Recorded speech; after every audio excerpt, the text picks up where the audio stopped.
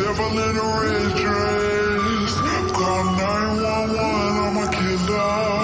You know I hate to confess. Bang, bang, got my hand on the trigger. The devil in a red dress. Call 911, I'm a killer. You know I hate to confess.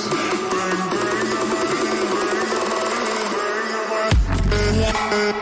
Call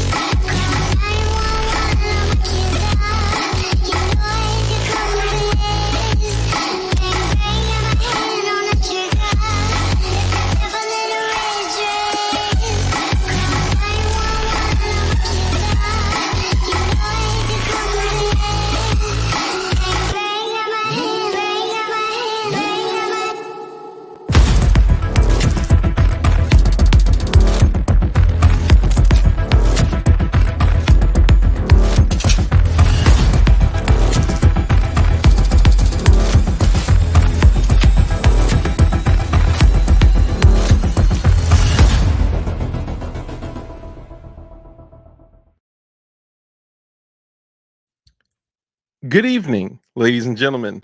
All right, we are about to jump right in. So first off, I want to thank all you guys for jumping in and hanging out.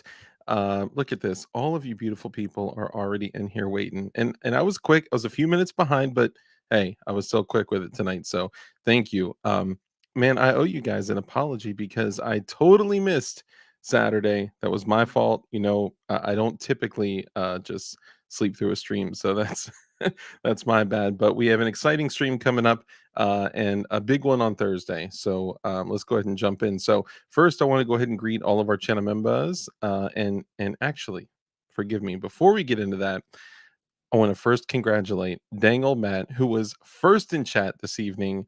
Dangle Matt, congratulations. You, sir, are due at least one high five. Congratulations. Let's go ahead and jump in. So, Dangle Matt, my guy, congrats on being first. For the channel members, we got Z out there. What's up, Z? Great to see you, bud. We got Blue Curtain Burner, also a channel member. Silverback, what's up, my guy? Great to see you. Appreciate you coming in and hanging out as well. Gutta Cheese, Mr. Fromage himself. Great to see you. Channel members, go ahead and sound off as well. And I'll go ahead and greet y'all. Agorizer, my guy. What's up, bro? Good to see you. Appreciate you hanging out as well. We got EDXR 920, also a channel member. Been a channel member for a long time, by the way. I appreciate you. Shana member, also a channel member. You and Jason are like the backstage upper echelon of the mods. Love it. Appreciate you coming and hanging out as well.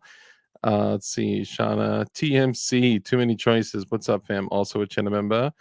We got Mike McClune, the loon, the goon in the flesh. Also a channel member. Let's see, TMC, Agorizer, Bear Jaw, what's up, bro? Good to see you. Also a Chinamem. Hold on. Are those little hold on. I never noticed this. Maybe this is new. Does my guy have little baby Tabasco bottles loaded inside of is that a PMag or an AK mag? I can't tell, but I'm pretty sure yes, those are micro bottles of Tabasco loaded in a magazine. That is a beautiful thing. I'm not gonna lie. I love it. Too many choices. Shauna, Mike McClune, the Goon. Hey, C&T, where have you been at, bro? Haven't seen you in a minute. Great to see you also with Chinamemba. I appreciate the support. Agorizer, Zanti Misfit, what's up, bro? Also with Chinamemba. Let's see, Mike McClune's. Let's see, too many choices. C&T, Mike McClune, Shauna, Zanti, C&T, Mike. So I'm just going through and reading, seeing if I missed anybody. Too many choices. Agorizer. There he is. Jason, what's up, my guy? Great to see you also with Chanamemba. Appreciate you. All you guys, man, and ADXR 920. As I've told you guys, I am now part of the XR 920C family. So it feels good. That's my new EDCC, my everyday church carry. Even though I'm not at church every day, but you know what I mean. That's my it's my new church gun. I didn't ever picture myself saying that, but it's dope and I love it. I just got to put some rounds through it. I literally just got it. I haven't even been able to get to the range. So let's see. We got Bearjaw, Jason, Shauna, CNT, West Eli. What's up, West Eli? Also a Chinamemba. Hey, my guy Joe Morris. What's up, bro? Also a Chinamemba. CNT, all you guys appreciate you hanging out. G45 on steroids. Facts. Of course, we got the honorable mentions. Let's see, we got G23 in chat. What's up? We got the 2A boys in chat. We actually had them on John Crump Live today. That was dope. Appreciate you guys hanging out. I'm not sure which one is behind the computer now, if it's dad or one of the kiddos, but salute to you guys. Love what y'all are doing. And guys, make sure you go follow the 2A boys on Instagram and all the social medias because they're doing some great stuff. First off, they're super based. They homeschool their kids. They're teaching their kids how to properly use and how to properly, appreciate the responsibility and the seriousness of firearms. And they're really training and they're highly respected in the community because of that. And teaching them how to split wood and how to grow stuff, not just shoot guns, but how to be a man in a not very manly world. Let's be real. So appreciate what y'all are doing. Salute to y'all. Love it. Let's see. Also, honorable mentions. We got Damian Christ. What's up, bro? My brother in Christ. Great to see you. Live life, Indiana in the house. What's up, bro? We said what's up to G23. Great to see you. Spicy rounds there. Are you referring to doo-doo-ts. I get it with the Tabasco in the magazine. Okay, now it's all working out. Spicy rounds. I thought you were talking about my Christmas wish list item, which the title for tonight says DLD Live. All I want for Christmas is HEDP rounds and a 40 mic. And I'm sure most of you know what HEDP rounds are. If not, I'll tell you. High explosive dual purpose. There you go. And for that 40 mic. Tech Money, what's up, bro? Great to see you. Appreciate you coming and hanging out as well. M. Gabriel, my guy. Tech Money. Make money, make money, get tech money. Okay, all right. Safety Doc, where have you been at, my guy? Great to see you. Now this is interesting. Red Dawn Ready prepping. Did Red Dawn Ready make a shift? And are you making content and if you were prior to this, I apologize, I did not know. If you're making content, I love it. Every single one of us needs a voice. So use your YouTube channel not just for consumption in this world where they just want us to consume. Put your voice out there, man. You deserve to be heard. Fire Rodder, brother, great to see you. Appreciate you coming in and hanging out as well. Dang old Matt, we showed some love to as well. All you guys, great to have y'all here. And let's see, before we jump in, hey, Fluffy Bunny Arsenal, also a Chanamemba, appreciate you. Taco Syndicate, Chanamemba, appreciate you. Flying Rich, Chanamemba, great. Chris Bullis, what's up, man? Great to see you. Prepper Book Club, Fody Mike, Angry Bees. Love it. Let's see. Let's see. Fluffy Bunny Arsenal, CNT, Taco Syndicate, all you guys.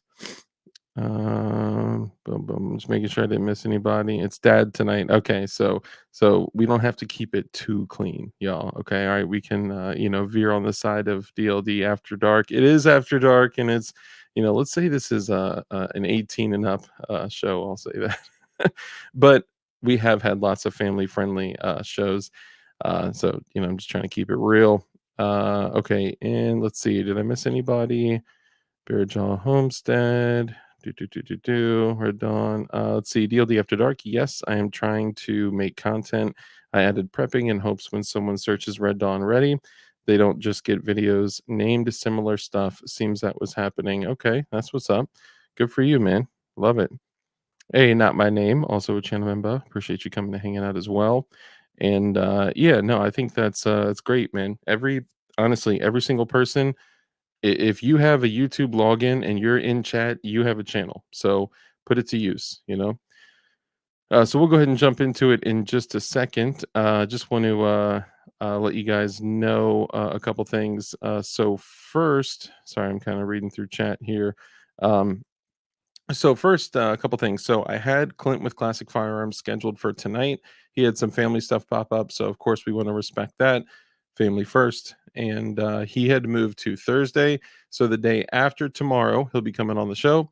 And oh, nice, CNT. Thank you for sharing that. So there you guys go. So you can subscribe to Red Dawn Ready Prepping, which is Red Dawn Ready's channel, and show him some love, man. Let's bump him up. Chris Bullis, but I'm only 17 and a half. That's hilarious.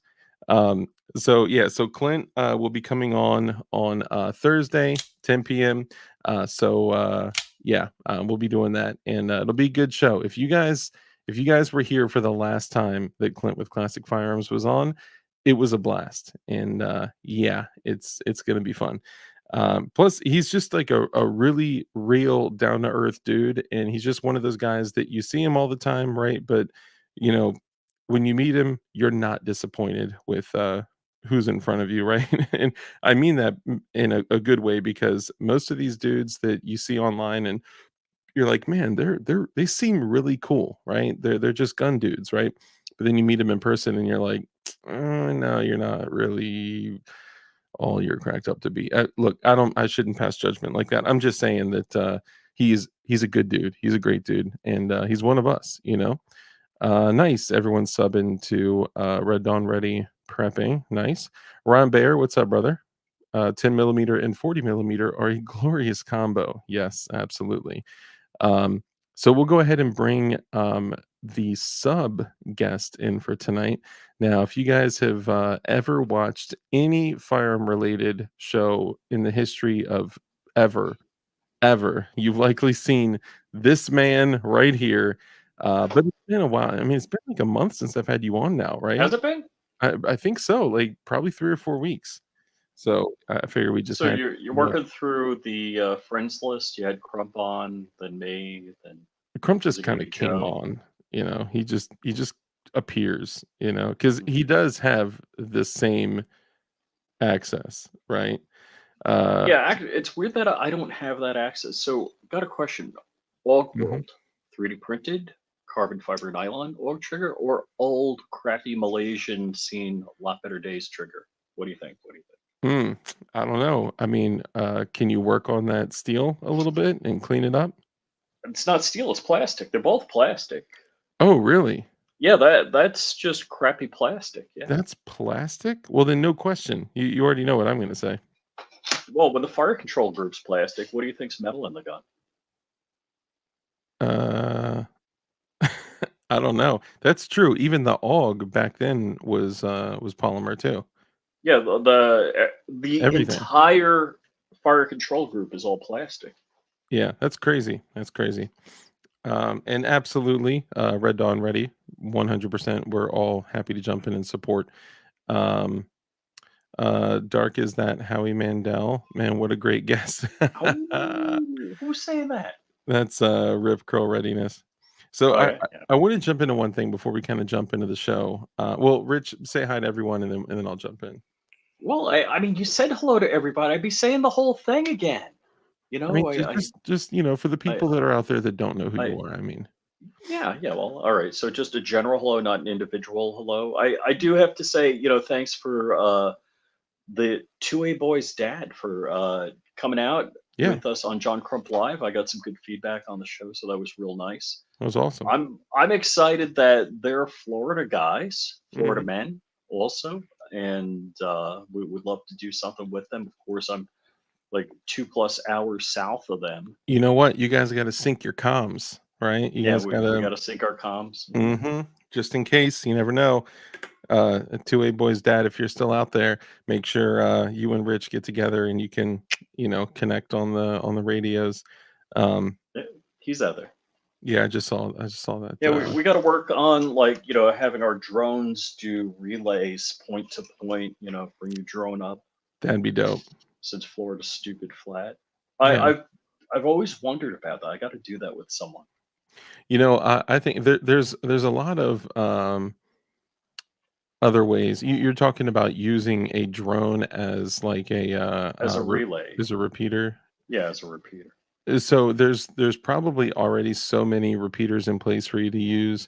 No, Um, no, my own your repeater. own individual repeater. It's still going to Yeah, be on an open band, yeah, on doesn't an matter. open frequency that Doesn't anyone could matter. I jump mean, it on. could be mesh network. It could be, Yeah, you could do that. Mesh LoRa, network. something like that. Yeah, that would be solo. Yeah. The crazy thing though is like with a lot of these radios, and I don't think the Baofeng does this, which I would say the Baofeng is probably the most popular, and accessible radio, right? But there are some that you can literally just search for active simplex communication on, Hmm. and it will bring up what channels are being used simplex and duplex just by like beep boop. Ooh, okay. West Eli says he's got LoRa in Meshtastic and he throws it on his drone. Nice. There you go. All Well, right, a where node. is West Yep. Eli? Is he a Florida man? I don't know. I would assume he's probably west of Eli. Mm. JK, I have no idea. But yeah, I mean, there's so many things. I got some guys working on some mesh network stuff that is like next level. I mean, it He's in is Michigan. okay. That's what's up, dude. I got somebody you should talk to out there doing mesh stuff, bro.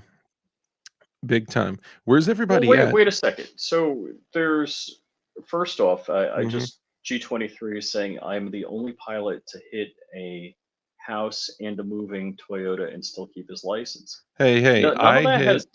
I hit a guy in a moving Toyota. Oh, a house. Okay, never mind. Sorry. The Prius. That's Toyota. We could talk about that later though. Senor Bob, what's up, bro? Great to see you. Appreciate you coming in as well. Oh, Oh, okay, Red Red Dawn Ready Dawn. Prepping is a Florida man. Man, look at that. I didn't even know it. That's what's up. Hey, T for Tejas. I was gonna say, where's everyone at? We usually got like 80 people in here by now. But I know it's around the holidays. Um, look, I gotta share something with you guys, and I've been a little bit torn about this because sometimes just come on here and just chat, right? Sometimes we do an actual show. Sometimes we just come on and kind of you know shoot the breeze. But you guys, the 45 of you guys that are in here right now, um, you guys are currently on a 100% viewer funded channel now. So over the past 2 months, I have gotten every single thing squashed by this platform. I don't even want to say it. I don't even want to say the words. Ooh. Um, and I've been trying to work around different things. I've been trying to be creative with my languaging. I've been trying to be creative with the way I say things. I have waited until beyond 30 minutes to drop a four-letter word. I've been very purposeful about cursing less. I don't know if you guys have noticed that. Maybe not. It's just kind of something that I've for my own reasons have been working on. And I've been like for an example, we did that the gruesome self-defense encounter conversation. Ooh.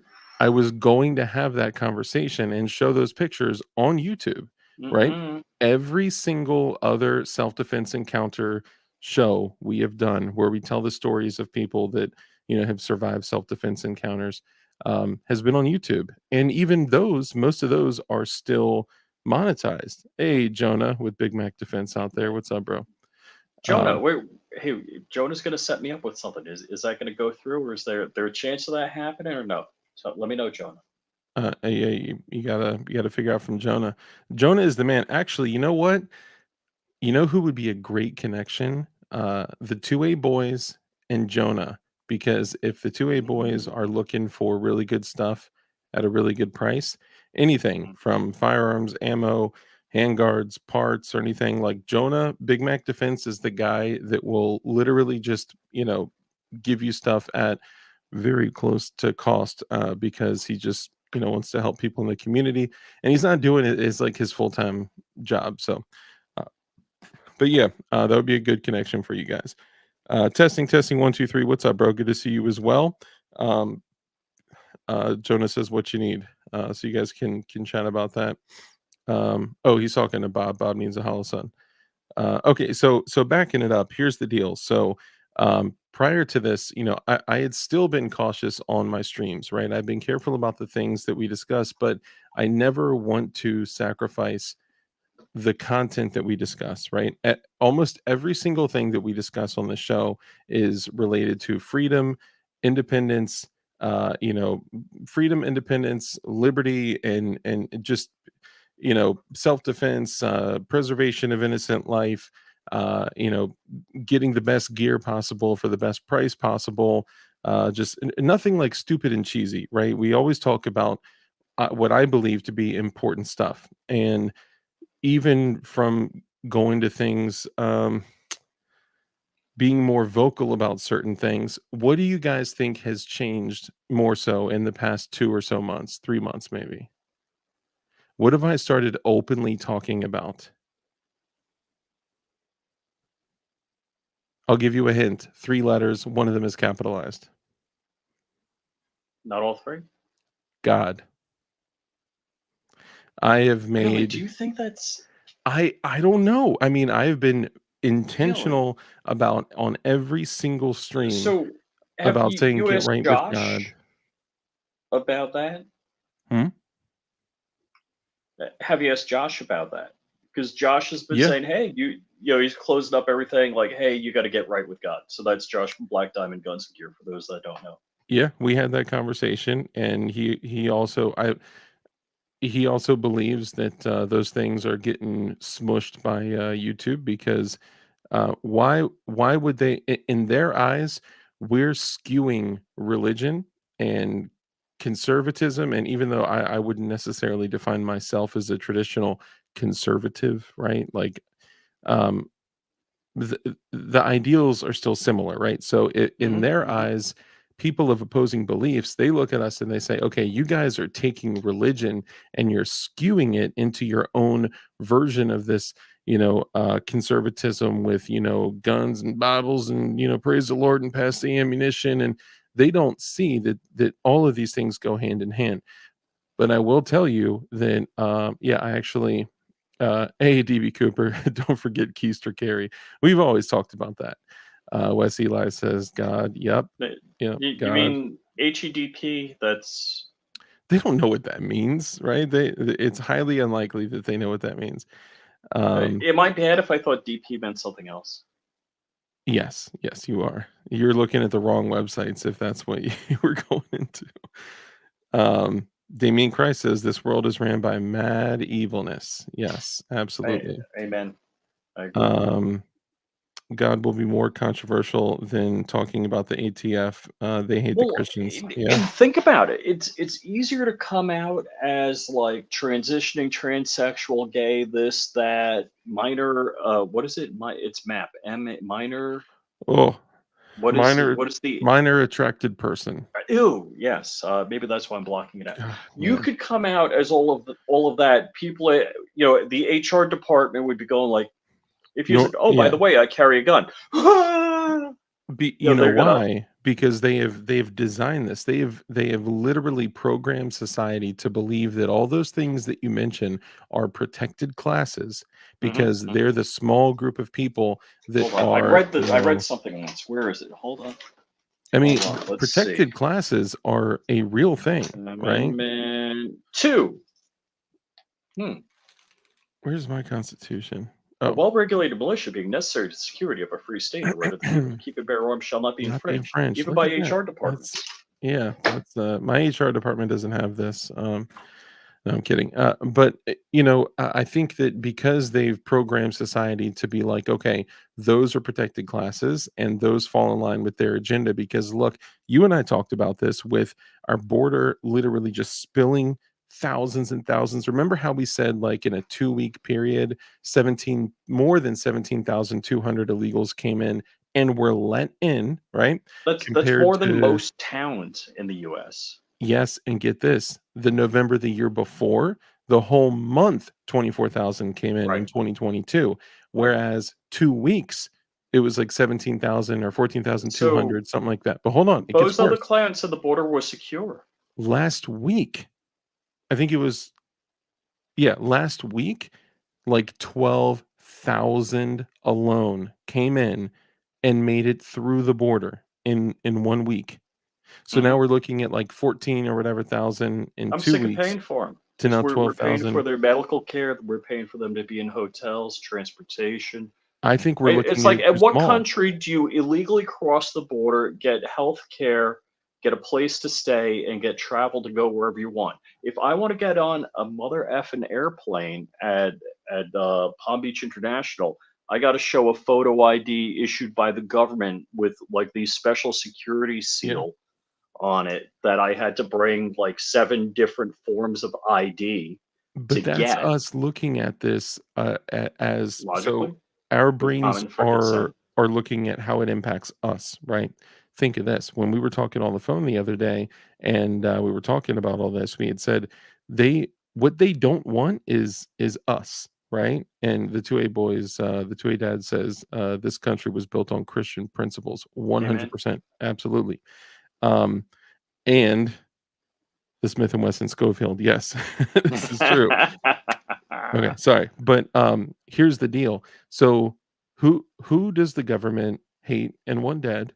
Military-age males that are of, freedom, independence, and liberty-minded, that are willing to give it all for what they believe in, okay? The government does not like those people. They wish them ill and wish that they were gone. So what is the easiest way to replace them? They're thinking on so much of a larger scale and so much of a big future So plan. you want to get this stream like in the yellow zone It's already there. because you I said you're talking about replacement theory, and we all know replacement theories and conspiracy theories lies in propaganda, even though the New York Times and everybody else talks about it. I'm just merely posing a question. The question is if somebody or people or the elites or whoever's in charge of whatever, if they wanted to replace those people in the country that they did despise, what would they want to fill the country with? People that were maybe coming from a place of tyranny, where the apparent freedom that they have is so much better, but they don't smell the tyranny on the leader's breath. So yeah, I get that. But if there was, well, I mean, there is. This is, I am the monarch of Fraz. I am the Moth. This is the Flying Rich Autonomous Zone, a Second Yeah. Amendment sanctuary. So rooftop Koreans are, of course, nobility and welcome anytime. But I would let African Americans into Fraz all the time as long as they're Elon Musk. Uh, you know, is that a poor spin on a bunch of bad things? So Yeah, and I didn't the make sense of any of I it. want the best and the brightest from anywhere in the world to come to the United States. And I want people like Elon Musk, I don't care what color you are, if you are African American or not, but that they come here to better themselves and better the country. I don't want a bunch of wage slaves. I don't want a bunch of people that are barely literate in their own language. It's it's really it's really disturbing to me. And that's like I've talked a bit about running for Congress, and I find out early on you got to sell your soul. You I'm sorry. DB Cooper is correct. I misspoke. It wasn't 1 week. It was December 6th. 12,000 illegals came in 1 day. And going back, I'm sorry, Rich. It just Mhm. two things popped up. And I went back and I looked at that China footage. It was actually, or I'm sorry, the footage of the Chinese internationals coming into the border illegally. This was Mhm. actually on Black Scout Survival's stream. I will say that. I've been Mhm. permanently banned from his channel, so I can't interact with anyone or talk or contribute any little bit of value, but that's okay. Um, and the funniest thing is I was just banned for being me. I think I was banned because of my viewers, but that's okay. Sometimes you guys can be extreme, but I love y'all for it. Um, all of them were either, most of their bags were identical. That's a huge red flag. Secondly, all of them were standing at attention, at ease, or parade rest. You can't really hide when you have Yeah, been that in. was just a quick glance without getting analytical about it. I did Mhm, notice it was all the same backpacks. They're all kind of dressed the same, and I'm like, it just looked military. I'm like, mhm, hmm. yeah, yep. Uh, Are you going to have the LPS branded Turkesterone available? I might the way things are going, I just might get rid of the welfare state, and I don't give a shit who comes in. I So man, Clint is saying, all right, I got a buddy, Indian dude, could eat my lunch technically in the job I did. He was getting paid a fifth of what I was getting paid. But he was in India, and that was good wages there. He came to Canada because he can't get into the United States. And yeah, I'm like, I invite him down for Christmas, but he doesn't have a Canadian passport yet, so he's not coming. He can't. I'm like, dude, you just come over the southern border. What's the matter with you? yeah, Same don't thing, don't Richard don't say Monder in that. England. I'm like, dude, just throw in a sombrero, come across the border. He's still walking down 95 to this day. Just kidding. Love you, Richard Monder. AZ, what's up, bro? I thought about it. Let me see. Um, I think I missed something. Warsaw, what's up, bud? Okay, so let's So, back up a little bit. Okay, so let's say but this. can I put a bug in your head to talk maybe after the show? Somebody gave me a list of guns they're selling, and they do what we do. And I was wondering if you had any hot takes on what would be good ones. Sure. Would that be valuable to discuss live, or We could. Let's see. Can I post the list? I wouldn't post it. I would just talk about it. Yeah, we could Well, do that. actually, yeah, we don't want to inform people of where to go to get to purchase things like that. I didn't even think about that. The other thing is on Oh, 280 right, U's right. live stream, he was having conversations about the current situation of ammo, right? And people were like, "Well, I just got this much ammo, this caliber for this price at this place," and everyone was engaging in the conversation. And then he was like, "Oh, dude, you can't do that." Because almost all of these sites that sold ammo sold pews as well. So it's just getting so crazy with this, and that's why so much like we've gone to Rumble for a few things, but I'm going to be doing more weekly things on Rumble on DLD. But the whole reason for bringing all this up, and we'll get back to the border and some other I think important things, um, is this. Um, what I was mentioning with the channel is that I have been completely shut down from a sense of monetization from anything. The only thing that I can get right now is channel memberships, and I just want to say an extra thank you to all of you guys that are channel members because that is literally the only way that anything is coming into the channel. Now, typically for the first 2 years and some change that I ran this channel, there was no purpose of making anything off this channel, but now for the past 4 months that I've not had a job and have been depending exclusively on DLD hardware and this kind of stuff to survive, it's been they've basically shut me down and killed me. So I just want to send a little extra gratitude to you guys who are channel members because you're literally keeping me afloat during this time. You talking ish about me, Dark? How do you make those so quick, dude? I So that's don't. man against the masses. Of course, of course. You didn't have to tell me. Canada is how a lot of people have come into the States. Had a Oh trainer yeah. that moved to North America in the 70s that was from Iran. His uncle came over first and sponsored the rest of his family. Um, I need to do a better job remembering to use Rumble. You and me both, brother. I hope Santa brings you a 40 mic DLD. Thank you. I appreciate you. Oh yeah, they are members, not members. You're right. My apologies. Rich, did you work on Project Pegasus spy program that Mossad developed? Rusty Shackelford, what's up, bro? Great to see you. Appreciate you. Another channel member. I appreciate you, man. Two other decent socials that are 2A friendly. Minds and Blue Sky. Hold on, I can't see it. Oh god, I don't even know if we can show that logo here. Oh, oh, I just no. Did you read the subtitle? I can't see the subtitles. Interracial couple F the entire nation. Oh, that's a good one. That is a good one. Hold on, man against the masses says no. Hold on, Flying Rich. Say, oh my, which is true though. It is true. Yeah. So, and Jonah, I'm excited about the. Oh, I didn't even. Oh, Okay. wait. Hold on. Did Jonah text you? Did you get a text just now from Jonah?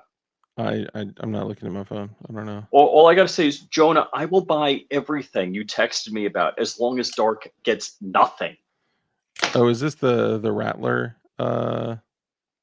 thing? I think this is it. He doesn't know that I got an offer on a Rattler for something, but the only way I can buy it is if I literally sell 3 guns to afford to purchase it. But I can't right now. We did it, Joe. It is 100% accurate. Okay, let me say this first. Okay. Before we get too deep into the hole. Which hole are we talking about? All right. So there is a very, very special thing going on right now. Okay. So typically at Tack Knives, y'all know Tack Knives is a homie of the channel.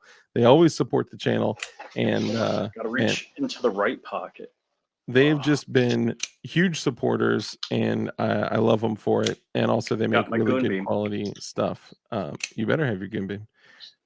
But Tack Knives, usually if you use code DARK, you get 20%, right? They have a new program. If you go to the link in the description, in my description, it's the Tack Knives link, Below. and you click the link, and then you use code, you have to click my link and then use code Christmas, you get 35% off.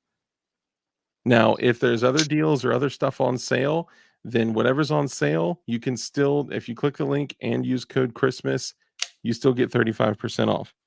And I think that's so cool that they're doing that. Hang on. And I want to pop some of these back up here. Hang on.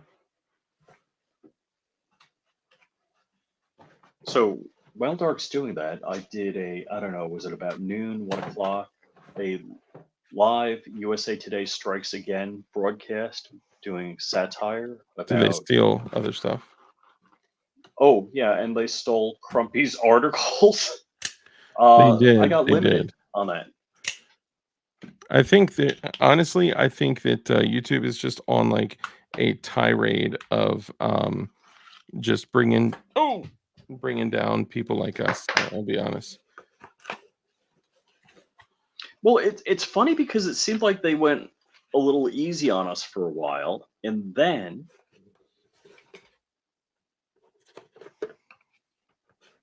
I'm not sure what Neil's got going on.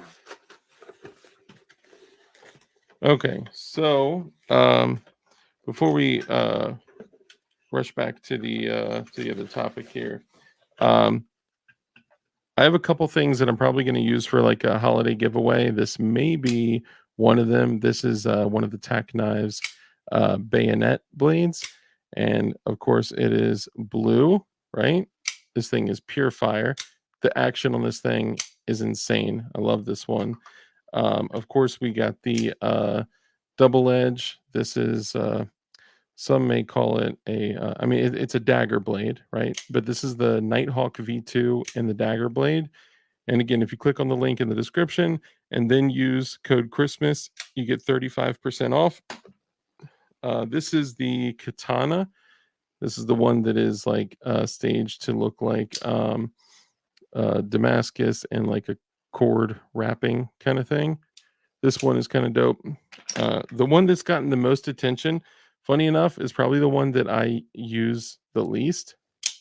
It's the karambit. I just think it's a little, you know, I don't know. It's a little too like mall ninja-ish, but it's a dope blade. Like the CNC machining on the blade is pretty nasty. And oh no, I just lost my dark superpowers. What superpowers are those? Oh, and this is one that like a lot of times when these go on sale, these went down to like $39. And if you use 35% off on top of that, yeah, it's intense. Now they also got the old school style. This is a little too, I wouldn't actually like personally use this for like anything substantial, but it is dope. Now to get into the good stuff, this is the Barracuda, which they now make in an M390, and the blade on this thing is sick. So I just put the new link in the description. Use code Christmas, 35% off. So I promised them that I would support the homies and I would spread the good word with y'all. This is Sweet. another one. This one you're probably not going to be able to find, but this is probably one of my favorite ones. That blade is just wicked, man. It's like an inverted tanto. It's technically a Warncliffe, but you can see that I'm into the Warncliffe stuff. Guttachi says DVD QVC. QVC. But wait, there's more. All right, and the last one, my favorite. And most of these are 154 cm steel or D2, but this thing is a little tiny little stubby carbon fiber. It's actually called the stubby, and it's a little Warncliffe style blade. It's not quite Warncliffe, but that's what they call it. And this is 154 cm steel. It's just so tiny. This little guy is tiny too. It's about the size of a Microtech 70 size, because there's 70, 85, and then Ultratech, and then Combat Truden, and then I don't know. I keep this $500 Microtech basically sitting right here. Well, 479 or whatever dollars.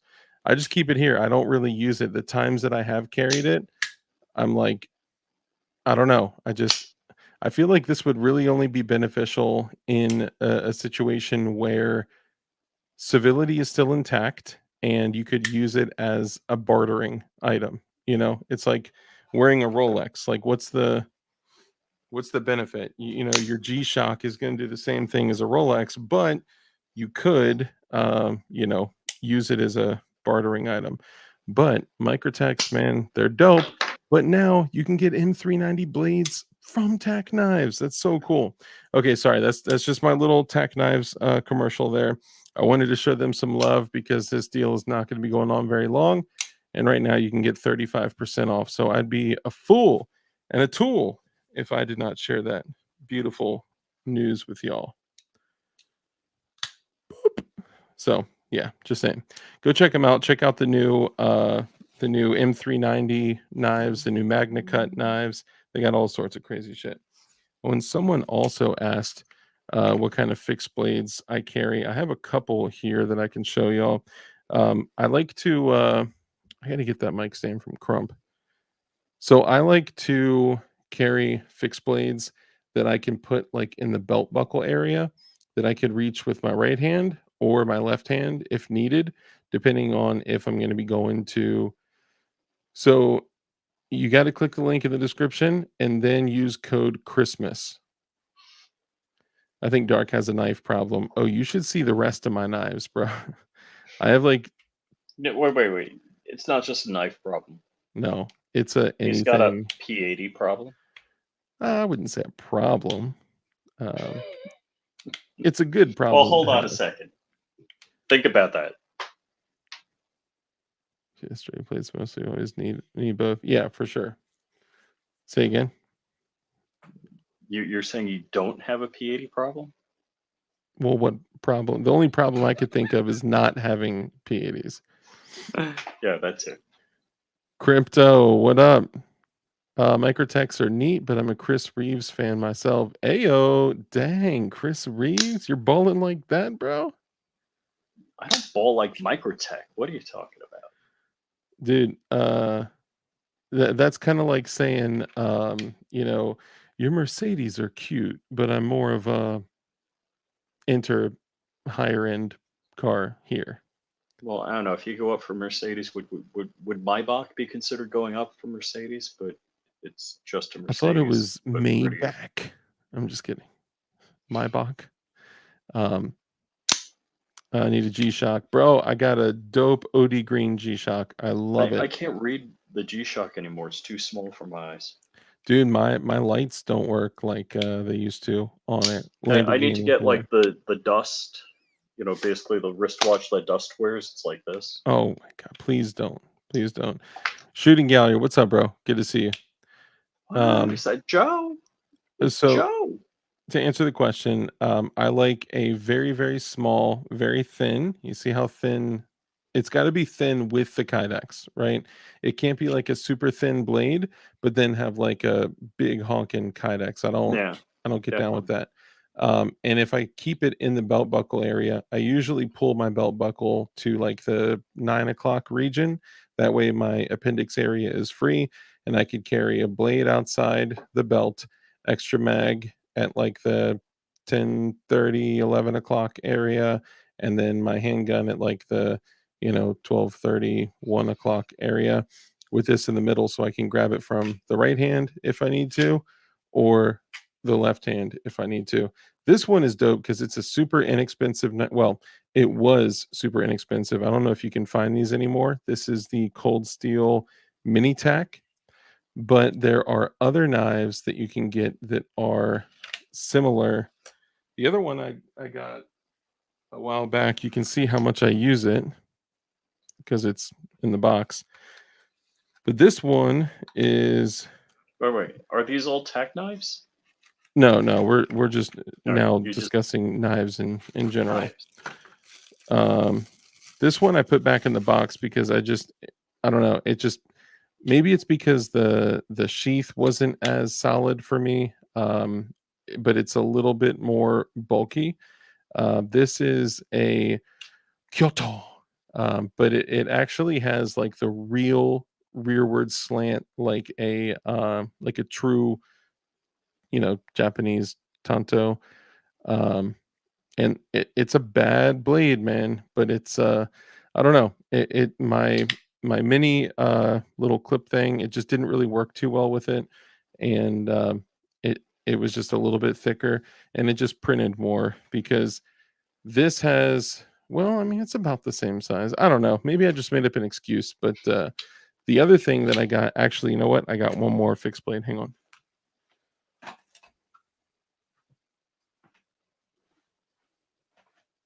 While Dark's gone, let's see. I got the list of guns somebody's selling. So I'm saying Sky Arms, Sky Industries is off the list. What about a Bond Arms Rowdy? It's a 45 or 410 revolver. What do people think about that? What's up? Bond Arms Rowdy, chambered in 45/410. Yeah, those are cool guns.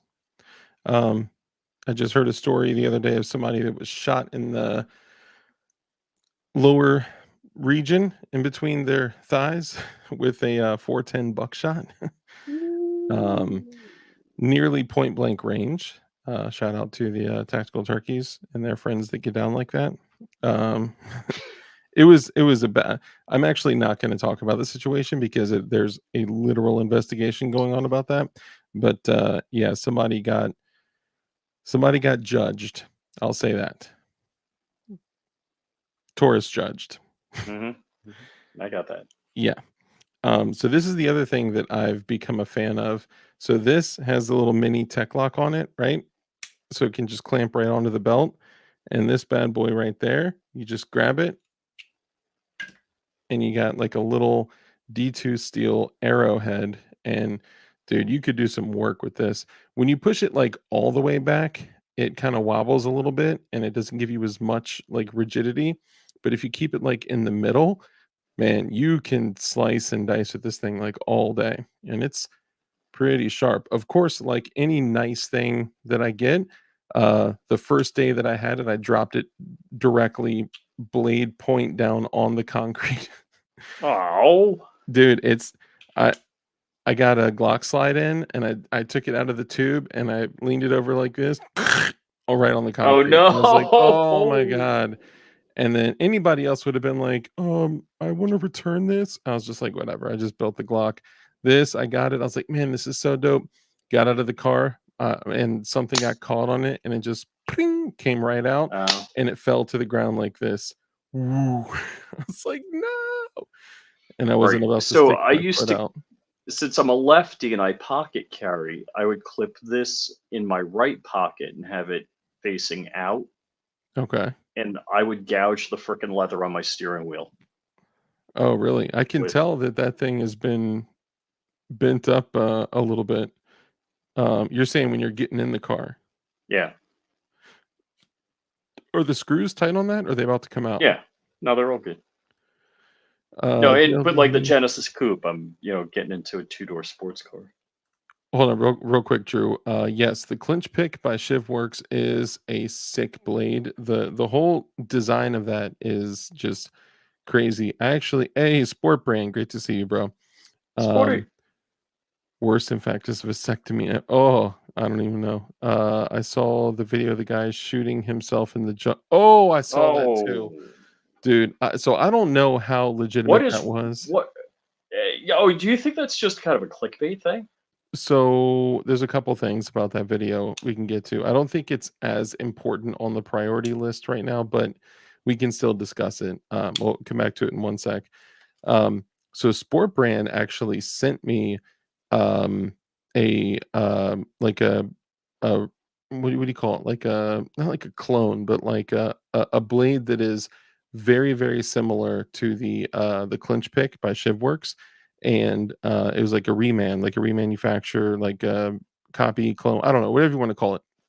Just like very similar, scaled down a little bit, a little more hooked. I mean, the thing was badass. I mean, you really have to practice and train with a clinch pick because it's completely different. Well, you should train with anything, but it's very different than what you may be used to with Kimball. With a blade because it's sharpened on the opposite side because the whole purpose of it is it's a GTFOM knife, get the flock off me knife, right? So it's meant to be able to wrap around someone's arm and just pull, and kind of similar to the shape of the end of this, right? So that you could just hook around someone's arm. Ow! Just kidding. You could hook around someone's arm very easily and just pull around, right? But this isn't going to have the same cutting power that is, especially the fixed blade. But this, honestly, the beauty of this isn't just the hook, the what I call the unzipper, right? The beauty of this is the belly, right? So if you're like wrapping around something, that belly is gonna cut you deep, and then this is gonna gut you deep. So, but of course, I would never, recommend that anyone be involved in any kind of like, bladed, like an edged weapon incident because that's not a situation that you want to get into. Everyone's getting cut if you're in a knife fight. But for a tool, knives are incredible. I love everything about blades, especially auto knives are dope, but really more so for like utilitarian stuff. Hmm. I could never see myself like using this like in a Michael Jackson "Beat It" music video kind of way, like I I I don't know. It The only auto knife I could ever see myself using in a situation like that would be like the side opening auto knife. But even then, like I want at least a manual folder with a solid lockup or a fixed blade. And Right. even then, it's still no bueno. Is that wavy blade double edge? No, it's not. It is it's the cold steel. It's the black tone. No! Sorry, knocked over my drink. It's the cold steel black talon 2, and the back end is it's a very, very thick spine. 69 people watching. Nice. It's a very, very thick spine.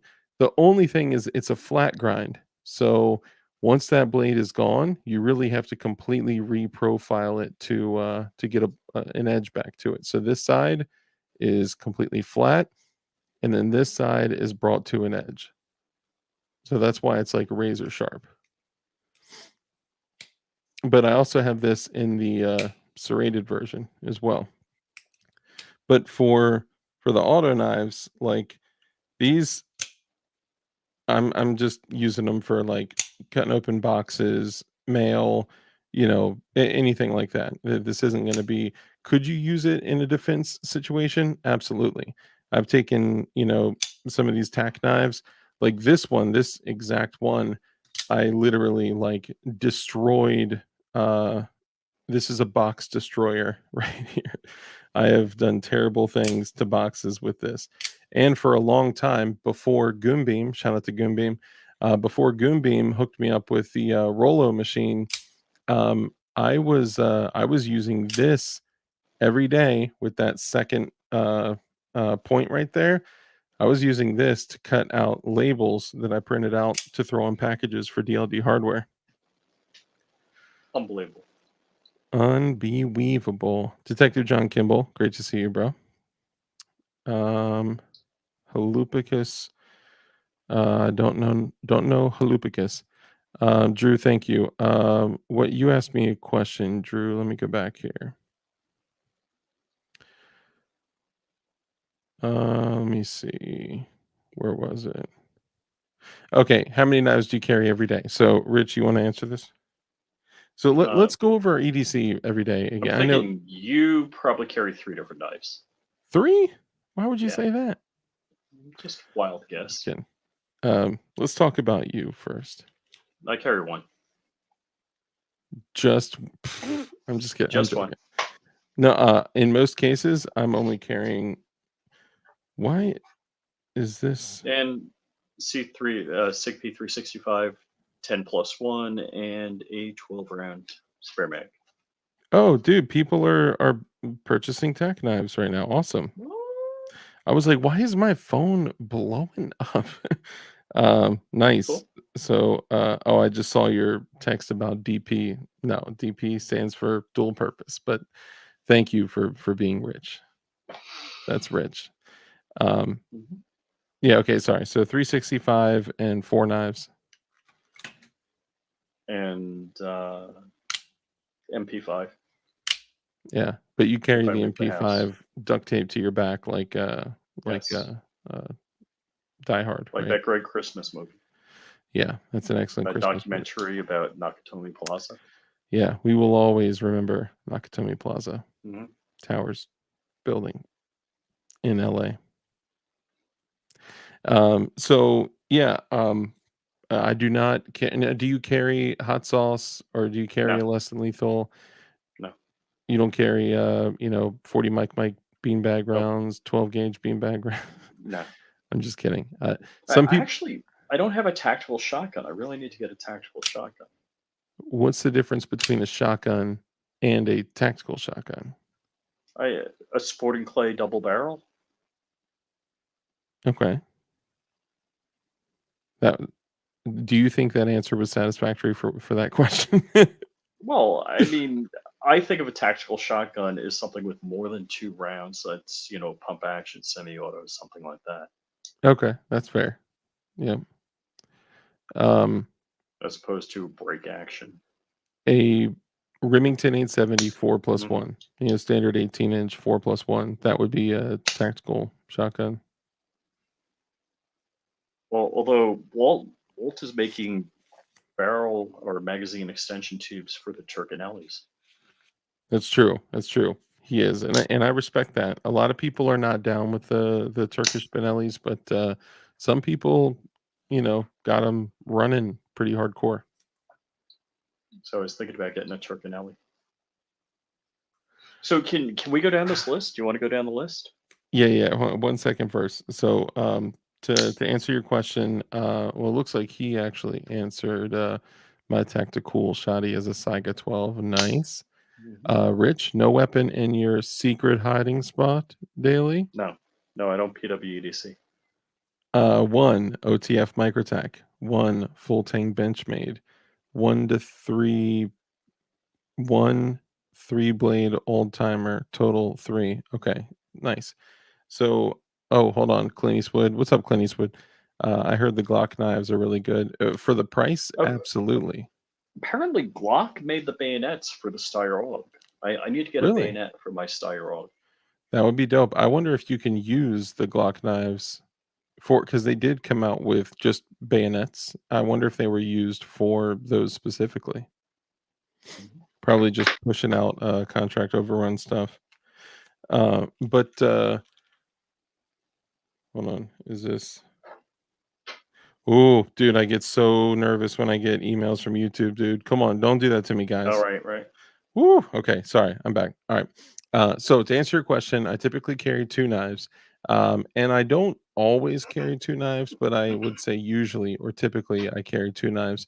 One would be now I would never say this like out loud or on stream, and all state laws are different, right? But in some states, you're really not supposed to carry a knife that is intended to be a weapon, and in some situations, in some states um, the description or the type of blade determines on if it's a weapon or not. So I'm not giving anyone advice on anything that they should or shouldn't do. However, usually I'll carry like one OTF blade for utilitarian stuff like cutting open stuff, boxes, packages. If I need to snip a price tag, um, my daughter thinks this is like the most beautiful knife in the world. So she always is like, "Daddy, Daddy, can you cut this? Can you cut this?" And I'm like, "Yes, sweetie, I'll do it." Um, so I'll carry like an OTF for an example, and then I will my almost every single day carry is this, which is the one I showed you earlier. It's the Black Talon 2 by Cold Steel, and I got a few others over there on my like little shelf that is my kind of rotation of stuff, but for the most part the Black Talon is my go-to. It, this would be more so for like meat cutting as opposed to cutting of paper, cardboard, and stuff like that. But there's a downside to this too, that like every time anyone sees this blade, they're like, "Man, that is such a like badass blade. Like you could do incredible damage with that stuff." You can, but looking at this and its design, it's wickedly sharp. It's freaking wicked sharp. But what would be the downside to carrying a blade like this? Well, I'm pretty sure you're going to go for the opening of it, getting it open. No, so the opening of it is literally like this. So on the count of three, start counting. 1, 2, 3. It's very quick. So it's not opening. But think of the profile of the blade. I could slice with this, but what can I not do as effectively? Stab. Yes. And stabs are debilitating. I mean, and there's other ways too. It's going to sound so disgusting if I'm talking about this, but if you're going to carry a knife and it's just look up into human biology, the way, people's bodies are, and like certain things that you could go after, that like do certain things that pump certain things. Understand the difference between different types of blood.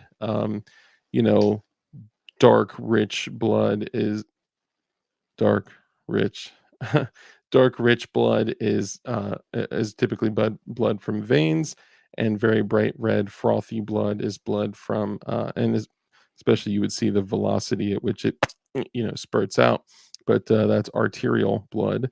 Now that's good to know for medical purposes, but also for other reasons too. But yes, you could make somebody leaky with this, but stabs are what could potentially stop somebody.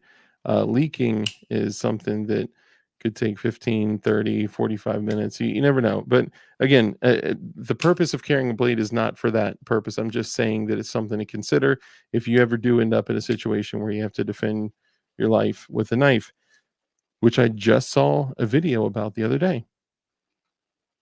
Would you like to hear about it? Sure. So, do you ever watch Active Self Protection? No, I don't. So, a lot of people don't like Active Self Protection or John Correa or any of those guys. But in my opinion, I think it's important to keep an open mind to watch anything to learn from any type of self-defense encounter, right? We can study other people's self-defense encounters so we don't have to, so we can learn lessons from their interaction so we don't have to learn in our own interaction, right? Even if it's escape and avoidance in general, right? So there were two armed robbers. One was armed with a knife, one was armed with a gun, and they walked into a jewelry spot, and it was in a different country. I don't remember where. Um, the guy, the one guy had a gun. One bad guy had a gun. One bad guy had a knife. They both walked into the back of the jewelry store where there was the guy's daughter and then the owner that was sitting down at like a jewelry table with like the little thing in his eye looking at jewelry stuff. He had a gun. The good guy had a gun. He didn't know how to use it. He didn't have a round in the chamber. Shoot. He pulled it out and didn't even fire a shot, right? But anyway, um, the daughter ended up grabbing a knife that was staged somewhere else. So the dad had staged a gun in his drawer, pulled it out. It was basically ineffective, but the daughter had staged a knife somewhere else. So she pulled out a fixed blade that was probably close to this size. And man, she went up to this dude with a motorcycle helmet on, and it looked like she was basically like this. Eh, right? And when the dude was running away, because they all started running, the dude with the gun didn't fire one shot. The dude with the Oh knife crap. was like, "Ow, ow, ow, ow, ow," and then started running away, and she hit him in his back one good time, right? But it didn't look like she was stabbing very hard, right? Mm-hmm. Put the dude in critical condition. I mean, destroyed the guy, right? He was Wow. literally blood leaking to where they found him. The dude went to the hospital. Um, it doesn't take a lot of pressure if you it, it doesn't take a lot of pressure. And I was just really surprised to see how just badly a small knife like that with a little bit of determination and a little bit of grit, she went to work on him. She hit him at least 4 times in very important places. It was pretty brutal. Yeah, I think anytime like we've had people on here on this show, yeah, I wouldn't say it's a main focus by any stretch. If you guys didn't see um, the Rumble show last night, right? Yeah, last night that Mm-hmm. was good. That was talking about um, my my guy's son that got shot with a 9mm FMJ, and the Made its 5 rounds. holes. Hmm? Made its rounds. Yeah, it for those that didn't see the show, we showed pictures and all that stuff. So go to Rumble, go to the uncensored pod, or go to uncensored podcast. I always forget that it's not it's just uncensored podcast. And then also subscribe to DLD After Dark on Rumble, Flying Rich on Rumble, and Uncensored Podcast on Rumble. So it was a bunch of other drama, and why this happened was a long story. It still wasn't the victim's fault, though, whatever you guys are thinking. Um, Dude pulled a 9 millimeter, kind of was lying in wait for this guy, snuck up on him, and basically raised up the gun and was like, "What's up now?" And then boom, and right before the dude pulled the trigger, the guy kind of bladed his body like this and put his hand up. Boom, it hit right here, first entry, and then it exited here where it turned his whole thumb into like barbecued chicken on the other side. And then it exited here, it entered there, and then it went through all of this, ricocheted off of his collarbone, exited there, and then rode on his chest, and then re-entered right here, punctured in his esophagus, and then landed a quarter inch from his spine. We showed all the pictures. It was, X-rays. yeah, the X-rays of where the bullet is and all that stuff. So 1, 2, 3, 4, 5 holes in him from one 9 millimeter full metal jacket. It was insanity. Barbecue chicken. You guys are brutal. Um, Yeah, and whoever was asking, some of these, so yes, the tack knives deal is still going on. I see that some of you guys are purchasing them now. That's awesome. If you click the link inside the description, if you use code Christmas, you get 35% off. But some of these other ones, you guys have a sharp eye. Some of these are Cobra Tech. These are great knives, and I'll probably be carrying some of them soon.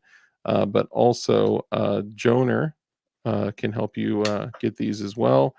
This one is Cobra Tech, and this one is Cobra Tech, and I have another one on the way. So, cold steel knives are great. I've had great luck with tack knives, but you know what? Whatever you guys feel good and confident about carrying, right? Some people love Benchmade, some people love Spyderco, some people love cold steel, some people love.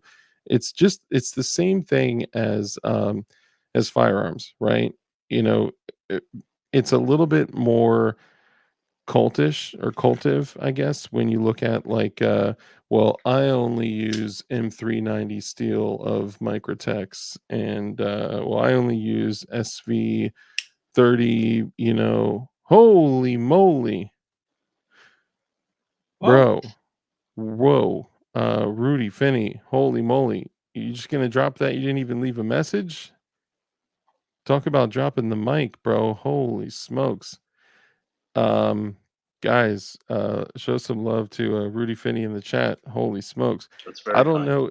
Yeah, seriously. That Rudy, I don't know if you were here earlier when I was saying that because YouTube is literally like completely shut off any way for me to make money from YouTube anymore. And again, I'm not doing this for money. I'm just saying it is helpful during this challenging time. This channel is basically now 100% viewer funded. So thank you guys. And I don't know if you heard that earlier, but damn, thank you, bro. I appreciate you. That was huge. And you've always been a supporter since the day that you started kicking it with us on the channel, man. So I appreciate you a great deal. Thank you. Um, and if there's anything you need from us, let me know. I could take that and maybe get something to do like a giveaway on the channel or something like that, man. I appreciate you. Thank you. I don't even see where Rudy, where you at in chat, broski? Dang, he just ran up in here and was like, Oh, Mike boom. McClune, 5 memberships. Dang, Mike McClooney. Dude, thank you, man. I appreciate you guys, man. Gifted 5 DLD After Dark channel memberships. Oh, and let me see. I can see on my phone. Thank you, Mike, man. I appreciate you, dude. And you guys, look, I know that around this time of year, man, don't feel obligated that, you guys have to do anything at all because this time of year, it's important that you focus on your family as well. Whoa, what is up with Rudy? Another Whoa, 20? Rudy, bro. Are is that burning a hole in your pocket? Mike McClune, brother, thank you again. I'm gonna pull it up to see who got the channel memberships, and I'll share that in just a second. Rudy Finney with a $20 super chat now. Holy moly. We appreciate you, love everything you guys do and stand for. Dang, man. I appreciate that, dude. Seriously, that means a lot. And you guys are honestly, if I was just running around talking into the void, I wouldn't be doing this. You guys like are the community that as a result of this. So thank you, man. Let me pull up to see who got the Chana memberships. Let's see. Why are they always trying to show me TNA no matter what? So testing 1 2 3 was gifted a membership. Rip Curl Readiness, Tim Hapa, Tech Money, and John Rice. So very cool. Nice, nice. Yep, testing. Rep Tim Hapa, Tech Money, John Rice. Beautiful, man. That's awesome. He said, "Hey, Big Mike." Here's the other thing that bothers me. Okay, when YouTube takes your video that hey Agorizer, look at you, my guy. Salute to all the gifters getting into the spirit. That's awesome, man. Thank you. Appreciate you. Channel member for 12 months. What? No, channel member. I still appreciate you. All of y'all. Just you being here, man. You being here and giving a thumbs up and just hanging out, man. That means a lot, man. All y'all. Appreciate y'all. Okay, hold on. So what I was gonna say is what they do, and imagine if in any other industry, at any other thing, any other company, if they did this, it would be like absolutely there would be laws against this shit, okay? So they say, hey, employee, we know that you worked. We know that you worked hard. And there's Mhm. documented times that you've worked. And, Tuesday you worked for 2 3 hours. And then Thursday you worked for 2 or 3 hours. Saturday you worked for 2 or 3 hours. Then you put out some other stuff, an hour here, an hour there, an hour here, an hour there. Then you edited, then you booked guests, then you did this and that, then and all that, right? Even though you did all that hard work, here's what we're going to do. We're not going to pay you because you said COVID on Tuesday. We don't do that here. Okay. Um, Mhm. but we're also going to make money off of the stuff that you did. We're going to run Right. We're ads. we're gonna run ads and Yeah, we're charge going for to that. run ads on the shit that we're saying is so bad that we can't run ads on. So, yeah. Well, I I'll give you a day in my YouTuber gun guy life. I got up at 5 a.m. Thank you I guys, by drove the way. out to Safety Harbor Firearms. I did stuff all day. I released a short, which is for 10, 12 cents. I drove Mhm. back home. I got home at 10:30 at night. Yeah. After spending a full 8 hours working in the shop, Doing one short. and I did one short. Yeah, and you put what you posted on Instagram, was that the same Yeah. video? Mhm. Same exact video? It was a good video though, man. It was a good video. Yeah, but and again, it's frustrating because YouTube. I'll tell you what Thank you, brother. frustrates me because I want to touch, pick up things, and show them to everybody right here. And actually, I just texted with MGB before the show. You just said it again. He was talking to me about because I said t yeah, but okay, sorry, go ahead. So I was talking. I'm not thinking in terms of Freedom Crew University. I'm doing this org project. I'm like, all right, I'm gonna make a video about building the org. Oh, you could have I'm done a step-by-step, like, video. ooh, a step by step for FCU would be Mhm. killer. Hey, baloney. What's up, William? Good to see you, man. All right, so can I get a go no Yes. go on a list Damn of near criminal. guns that I got here? Let me see. Before you do that, Yeah, let me call the guy. this is a different guy. Joner? Yeah, this isn't Jonah. This is another guy. I got the Oh, list from. But we could talk to Joner, Jonah. you're on live. Say hi to the Dilders. What's up, builders? Hey, so sorry. Rich was talking about a guy that had a list of guns that was selling guns or something like that. So I figured it was you. So I called you on the live stream. But apparently, as I dialed your number, he said, No, "Oh I no, told it's not Jonah I'm you." gonna buy everything he has just so Dark And it's doesn't not get me, it. but I do have a list of guns I'm selling that I acquired in an estate sale. Ooh, They're all mine. is one of them? Everything is Rich mine. I'm says buying he wants all of everything. them. Yeah, there's some fancy SIGs. There's a SIG MCX, Rattler 556, a Rattler 300 Fat Blackout, a 16-inch MCX, MPX. Darks like Columbo. Let me ask you this. I recently had an offer to purchase a SIG Rattler for. No, it's mine. You're gonna have to buy that one. Would you say that's a good deal? What caliber? 300 BO. 300 body odor. That's about what I'm selling mine for. So yeah. Really? Yep. That's a good deal. And the one I have, I don't think it was ever shot. Does it have a Braceley Adams on it? Mine. I have both the brace and the stock. Hold on, I'm calling Jonah. All right, I'm already on the phone with Jonah. Yeah, So look, he'll pick me up. Here, I'll trade you.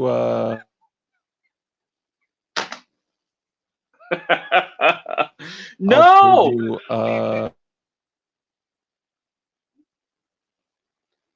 Are you serious? I'll trade you. Hold on.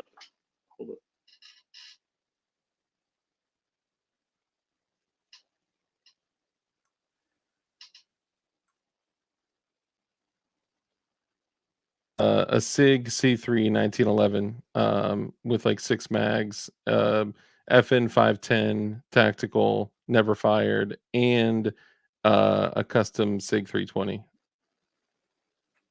That's enticing. It's very enticing. I need to do cash though. I told myself because I got a Benelli M4. Damn it! Why do you need the one thing I don't have? Guess what I have? Ooh, nice. Well, you could take the trade, flip those guns, and then, well, since you're an SOT and you're lawfully allowed to do that, of course, for any of the GATF listening, I did not purchase any of these firearms with the intention of selling them. Of course not. I've had these for a long time now. I just texted Jonah, said I'll pay. You and Rich. Yeah, maybe we'll go on a bidding war. No, if it's it's going to take me a little while to sell these, but I'll call you after this stream and we'll chat. Okay, yeah, let me know. But the Benelli M4 is 6 SPS, and the Tromix 12 is the SPS as well. Ooh, Tromix. You don't find those nowadays. No, you do not. And he had an SRO on a Scalarworks mount running on that Tromix and the Benelli. Rich on Deathwatch. Nice. That's yeah, also I have 5 SROs I'm selling. Damn. Well, I'll make sure to tell Jonah I want the Benelli. Rich says he wants the Benelli. Benelli I'm probably keeping. Dang. There was like 2 guns. I told myself I could keep 2 guns out of the deal. So I think it's going to be the Benelli and the Tromix. Dang. Dude, that Tromix is only going to go up in value because you're not going to see any more made ever. Oh, never been shot either. Dang. Dude, they used to work those actions like crazy so they can run anything out of those guns. Yeah, it's insane. Yeah. Remember when the Rattlers came out? They were like $32.99 and you couldn't even find them. Well, yeah, right now they're brand new. They're 24. I think I was asking 16 or 17 for it. Oh, you're not supposed to say that on the live stream. 16, no, I'm talking about chicken wings. I'm trading chicken wings. Oh, 16 chicken wings for it. Okay, that's a good good deal. Yeah, chicken wings. Yeah. All right, I'll I'm an authorized dealer per the United States federal government. Yeah, that's true. Yeah, the federal government loves you. Chicken wing dealer? The chicken wing dealer, All right, yes. hit me up after the stream. All right, brother. Peace. Sorry, it's hard because he can't hear you, but yeah, I know. but you know, so man, I see like the guns I acquired in the past, I've never fired the FN 510. I don't have a reason to keep it, right? Like it's How many mags do you have for the 510? I have the flush 15 rounder and the 22 plus 1Z rounder. So 23 rounds and 16 rounds, 10 mil, and I'll throw in a box of JHPs. You know, but my brother said he is interested in that. I don't know if All right. Well, he. if your brother doesn't pick it up, let me know. Okay, okay. You want me to lawfully ship it to a local FFL Of course. around your way? Of course. I'll tell you what. I'll tell you what. We'll talk offline about that. All right. So let's go down the list I All right, have. let's get on the list that you have. What you got? Bond Arms Rowdy, 45 410. So okay, so a couple things. What's the barrel length on that one? It doesn't say. So the Bond Arms guns are cool and they're Mhm. unique, but you can get for the same size and heft, you can literally get a 4570 Derringer. So unless you really need it for like a snake charmer, like something to really Yeah. use, it's Okay. not really, in my opinion, it's not really, Good point. All right. useful. I'm not familiar with this company. Just Right Carbines, JR Carbine 9mm. JRC made an AR-15 clone that was I believe it was a blowback 9mm that takes Glock mags. I don't know if I'm interested. All right. So now It we was got like two that I'm. the first like AR Glock mag carbines like out there. Like these were Okay. over a decade ago. We're hitting on two that I'm interested in right now. Steg Arms, Steg 15, and a Steg Arms, Steg 10. Okay. Okay. Oh man. Stag Arms has the the added benefit of having a felonious arrest on their record. They were shut down for having a bunch of unregistered machine guns. I don't know if you know that story. You do. Okay. Is that why you want them? I don't know if you're going to find any more Stag Arms. Did somebody buy them, or is anyone producing their stuff nowadays? I don't know this person who we know. Actually, we talked about him today. Hold on. What is this? I see Etsy selling kids eating pizza image for 9,000 plus and picture of kids for $30,000. Not sus at all. Chicken wings among them. Whoa. Okay. That's definitely cheese pizza, chomo stuff right there. That is it's the same thing as like who what was that furniture company that was like posting like a Oh yeah, nightstand for like $75,000 or whatever it was? yeah. There was some weird stuff with that. What was the company? Was it Gotta call Alex Jones and ask him.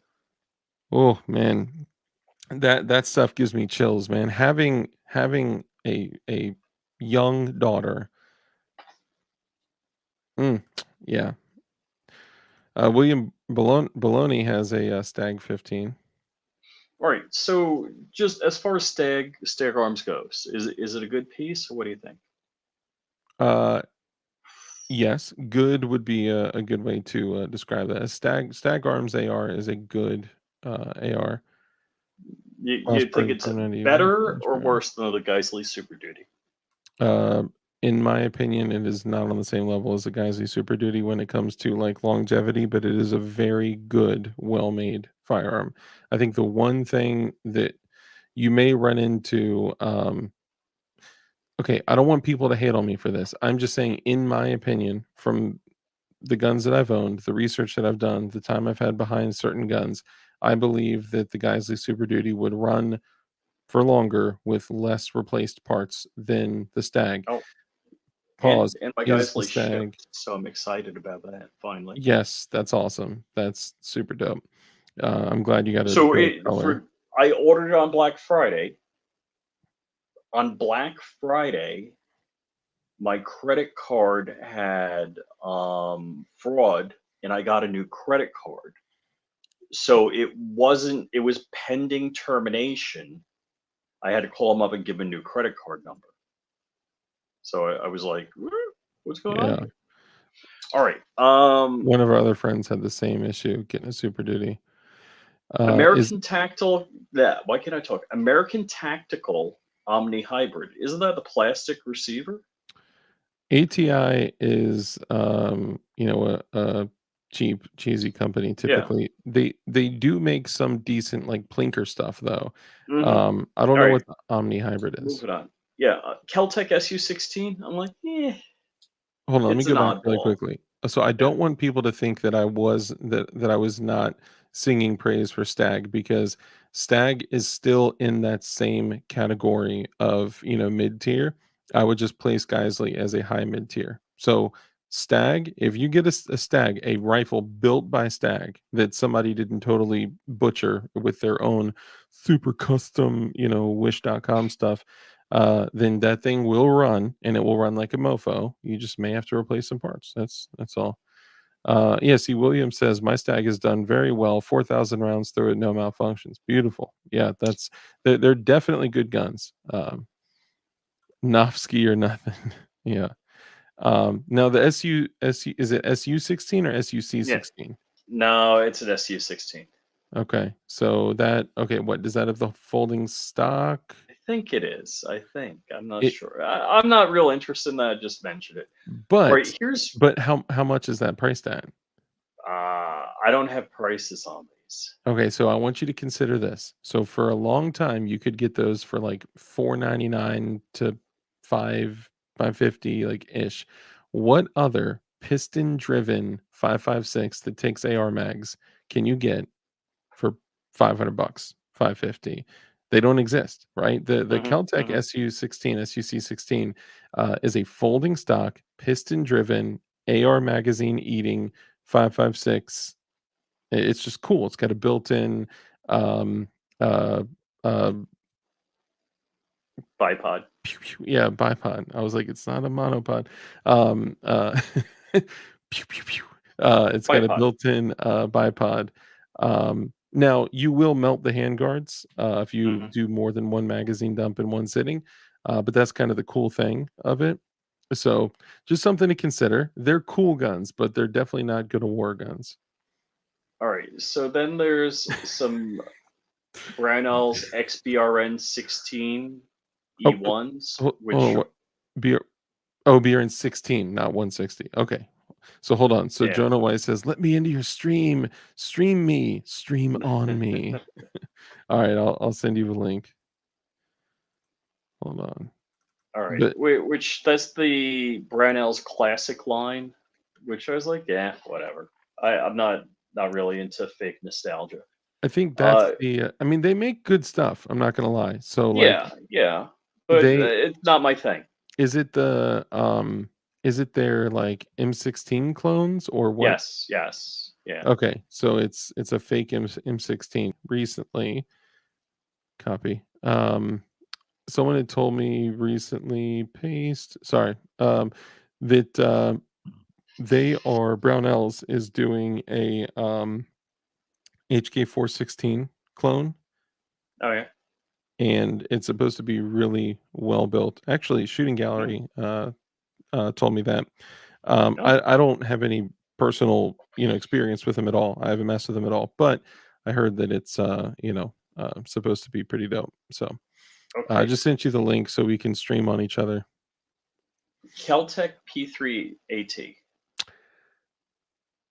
If it's 200 to 250 bucks, And if it was $50, I don't know if I'd want it. dude, just they're great guns to just buy and just to have laying around. I have 3. Literally, I have like one But in I safe. have already two LCP2s kicking around and an LCP Max. Yeah, but the LCPs are gonna break. Your Keltec is not.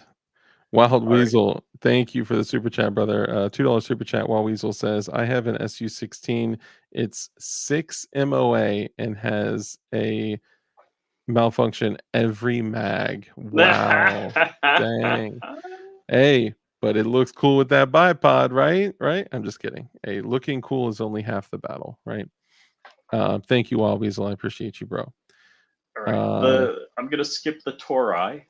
Bond Arms JC9, what's up, Defender. bro? Hold on. BRN4. Okay, so I did not know this. Obviously, JC9 is also a channel member. I appreciate you, bro.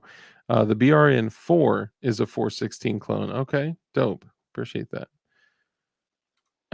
Jonah, I'd stream on you. No homo. Jonah, I sent you the link to your Instagram, or no, to your cell phone. Sorry, I sent you the link. So now we're getting Kel-Tec Sub 2000 with upgrades. I don't know what they are, and PMR 30 with upgrades. Hold on. He says, I stopped using Brownells anything. They stopped sending to Connecticut for a week. Everything, not even banned things, cleaning tools, even. What? Dude, I really, really dislike when companies do that kind of stuff. It's like those companies that were the reason why so many people go to DLD hardware for jigs is because frame companies that used to sell frames that started jig companies were like, we won't sell jigs in places where you can't sell frames. But why would it matter if jigs aren't restricted? So I sell jigs to anyone everywhere all the time. It's up to them to follow the laws, rules. You got a 12 gauge drum there? Ooh. Hold on. Is that a Promig? I have no idea. It came with the Sega. No, MD Arms. Oh, okay. I'm not familiar. Markings up top there. You can't really see it. DLD, PF9. What's this talk of Kel-Tec. Kel-Tecs? Dude, Kel-Tecs, This depending needs on to which... stop. Those guys, they snort lines of coke and create insane guns, is what they do. Yes. What's not to love? Dude, okay. Because they're made of recycled beach plastic. Yeah, Well, that's that's just true. not They're true. right on Cocoa Beach, so yeah. So, okay. So hang on. So Kel-Tec PF9s run. Kel-Tec P11s run. Kel-Tec P3ATs run. High Kel-Tec points P30 run. It's debatable. Some of them do run. As long as you slam them in battery hard enough, they'll usually run. But Kel-Tecs are way more aesthetically pleasing than high points. And at least Kel-Tecs are magnetic, right? Like high points won't even stick to a magnet because they're not It's magnetic. Zinc, aluminum, Chinesium. Oh, also shout out if no one's ever played with them, the BRN 180 clones. Yes. But specifically the BRN 180 SH, the 300 blackout. That thing is cool. I didn't even know they did that. Made by PWS. Kurt 24, great to see you, man. Yeah, no, I did not know that. Yeah, PWS makes those, I believe, for them. Cat just ran up the stairs. Yeah, he's a crackhead. Just in case you want, does he work for Kel-Tec? You might. Just kidding. Yeah, he made their P50. But Ooh, I got a P50. yeah, they just need springs in the. I don't know why they count on gravity for stuff. Well, whatever. So in my experience, Kel-Tec PF9s, P11s, P3ATs have worked. The P32s will work sometimes. But hey, they were working through some stuff, okay? The other stuff like the RDBs, the RG wall, all the other stuff, I don't really mess with those. RFB, no, the RFB is the Bullpup 308, right? Mm-hmm. I'm not mad at that one. That one's okay. I got that when they're blowing them out for $9.99. Dude, I literally was offered to buy an RFB for $1,000 back when they were like $1,500, and it had a loophole, I think like a 1-6 on it or something like that. And I said with a bunch of mags, and I said no because I didn't have the cash. This was years and years and years ago, and I didn't have the cash. I was just like, I don't want to, because back then I was more willing to like buy and sell and like horse trade to get stuff. Like now, for an example, I usually don't sell any firearms. I'm usually only in the market for purchasing and holding. Unless you try to get a SIG Rattler. Unless I'm trying to get a SIG Rattler, because I will use a Rattler. So, I need a little backpack gun. I thought you just said a SIG Rabbi for a second, and I'm like, what is that A supposed SIG to Rabbi. mean? That's why you're here. The Yeshiva SIG. Yeah. Is the cat named Hunter? The That's great. Yeah. No, he doesn't like miners. Oh, coal miners. Funny story about Kel-Tec. My buddy has a sub 2000, and I hate that gun. There's a sub 2000 on the list. Well, do you What hate do you the hate about 40? We went to Or a the baseball 9 game mil? one day, and we were teasing him about. Don't you dare. We were teasing him about feed ramps, And we said, I found out Kel-Tec sells 100 pack of feed ramps, I guess, for shops or gunsmiths. And No way.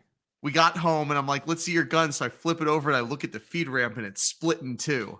I'm like, your feed ramp's broken. He goes, no, it's not. Shut up. And I'm like, here you go. And sure enough, his feed ramp, they're known because their feed ramps are plastic. They crack. And his feed ramp was cracked. They're high they're glass infused high impact polymer. Okay. They took everything that washed up on Cocoa Beach and they melted it into feed ramps and receivers. Beach balls, the plastic popsicle sticks from like the Flintstones push-ups, those kinds of things. But hey, you know what? Those work. The Kel-Tec KSG is one of their guns I really like. See, yeah, that's KSG on the list. There's a sub. But that's because it's mostly metal. And a PMR 30. That's not mostly metal. There is a lot of metal in it. Yeah. So okay, hold on. So you said it's a sub 2040 cal? No, I don't know. The one my buddies. Oh. No, but were you talking? It was the sub 2000. It's on the list in 40 cal. Doesn't say. Okay. So okay. Does it say Glock mags, Beretta mags, Sig mags? Doesn't say. Beretta 84 Cheetah mag? I'm just kidding. Nah, it just says Kel-Tec sub 2K. And It's probably a 9mm Glock. Okay, so this is my third Kel-Tec sub 2000, but there's something very special about my Kel-Tec sub 2000. It's blue and it works. Now the Gen 1s, I actually ran the piss out of my Gen 1s to the point where I did have an external crack on the receiver, but it didn't like stop it from working. I just ended up selling it. But back then, I sold it for $400 after I shot thousands and thousands of rounds through it. My one that I got now, the blue Kel-Tec sub 2000, I don't really run it anymore, but it's handy to be able to throw a gun. And I trust it. Would I trust my life to it? I'm not grabbing that gun if shit pops off. ADX R920. Are you just looking for the barrel? Yes, because I'm not seeing it on my distributors here. I'll tell you. Check a few other sources. Yeah, you may want to open up your search a little bit. I think you'd be surprised at what barrels Jonah could find that were similar. And if you're, hold on, you're talking about a 12.5-inch thinner blackout barrel. Yeah, that's an interesting length. Yeah, so let's discuss this. What do you think the premier? Well, hold on. So sorry, Rich. Did you have other ones you wanted to cover first? Nah, I don't know. The Stag Arms would be the only thing I was interested in ish. You said I think Stag? we should. Yeah, they kind of fell off. Kinda. They got arrested for having unregistered machine guns. You know how awesome that is? Was there an arrest or did they get dinged for it? They got dinged. Yeah, I remember. So what had happened? They had a bunch of receivers, and you have 24 hours to register a machine gun. Yeah. And I think what happened was the guy who was doing their engraving was on vacation. Yeah. And they just had a bunch of, it wasn't just machine guns, just receivers they hadn't Form 2'd yet. Yeah, it's just lowers sitting, but they were prepared to be machine guns. they were able to receive parts, right? From what I understand, but I don't know. Didn't they like get sold, lose their FFL? Did like something happened? I'm not sure what happened with them. That sounds real familiar. I don't think that they recovered from that. I think they got their FFL yeeted. I can crank low recoil SMB green label slugs all day at 100 yards and hit reliably. Hold on, out of what? Ron Wayne, Merry Christmas, bro. Hey, Ron. I've been saying I've been meaning to call Ron for a couple of weeks now. I don't have Ron's number. Dang, I would love to chat with Ron and Misty. They're great folks. Yeah, no, great to see you, Ron. I was just saying, I think like what a few streams ago, something like that. That I wish Ron and Misty would come back to the streams. I just miss you. So I think the peak performance for 300 Blackout lands around 8.5 to 9, maybe 9 and some change. So you're talking 7 will subsonic? stay. 7 is pretty solid too if you want to stay sub everything. Oh, so it even so you're saying even supersonics through a I guess it would depend on the barrel twist. Depends on the brand, yeah. But I'd say anywhere between 7 to 10.5 with 300 Blackout is a good range to be in. Yeah. Just depends how far out you want to get with it. Yeah, I mean, I think so. Like the Rattler, for an example, is a 5.5-inch barrel, and it's a 1-to-5 twist. So it gets one full rotation out of that barrel, and a little, smudge beyond one. But man, I've seen dudes cracking targets at 200 yards with subs out of that thing. It's pretty intense. DLD After Dark, KSG is slug-tastic. How mine is set up. Nice. That's what's up. Yeah, I mean, I think I had this dude totally ripping on me for rocking a red dot on a 12 gauge, and I'm like, what? Like, I can run my 12 gauge with a gold bead on it like all day, or a brass bead, and I honestly am proud at how well I can run a bead on a shotgun. But it's 2023. Wouldn't you take any technological advancement that you can on your firearms? You know?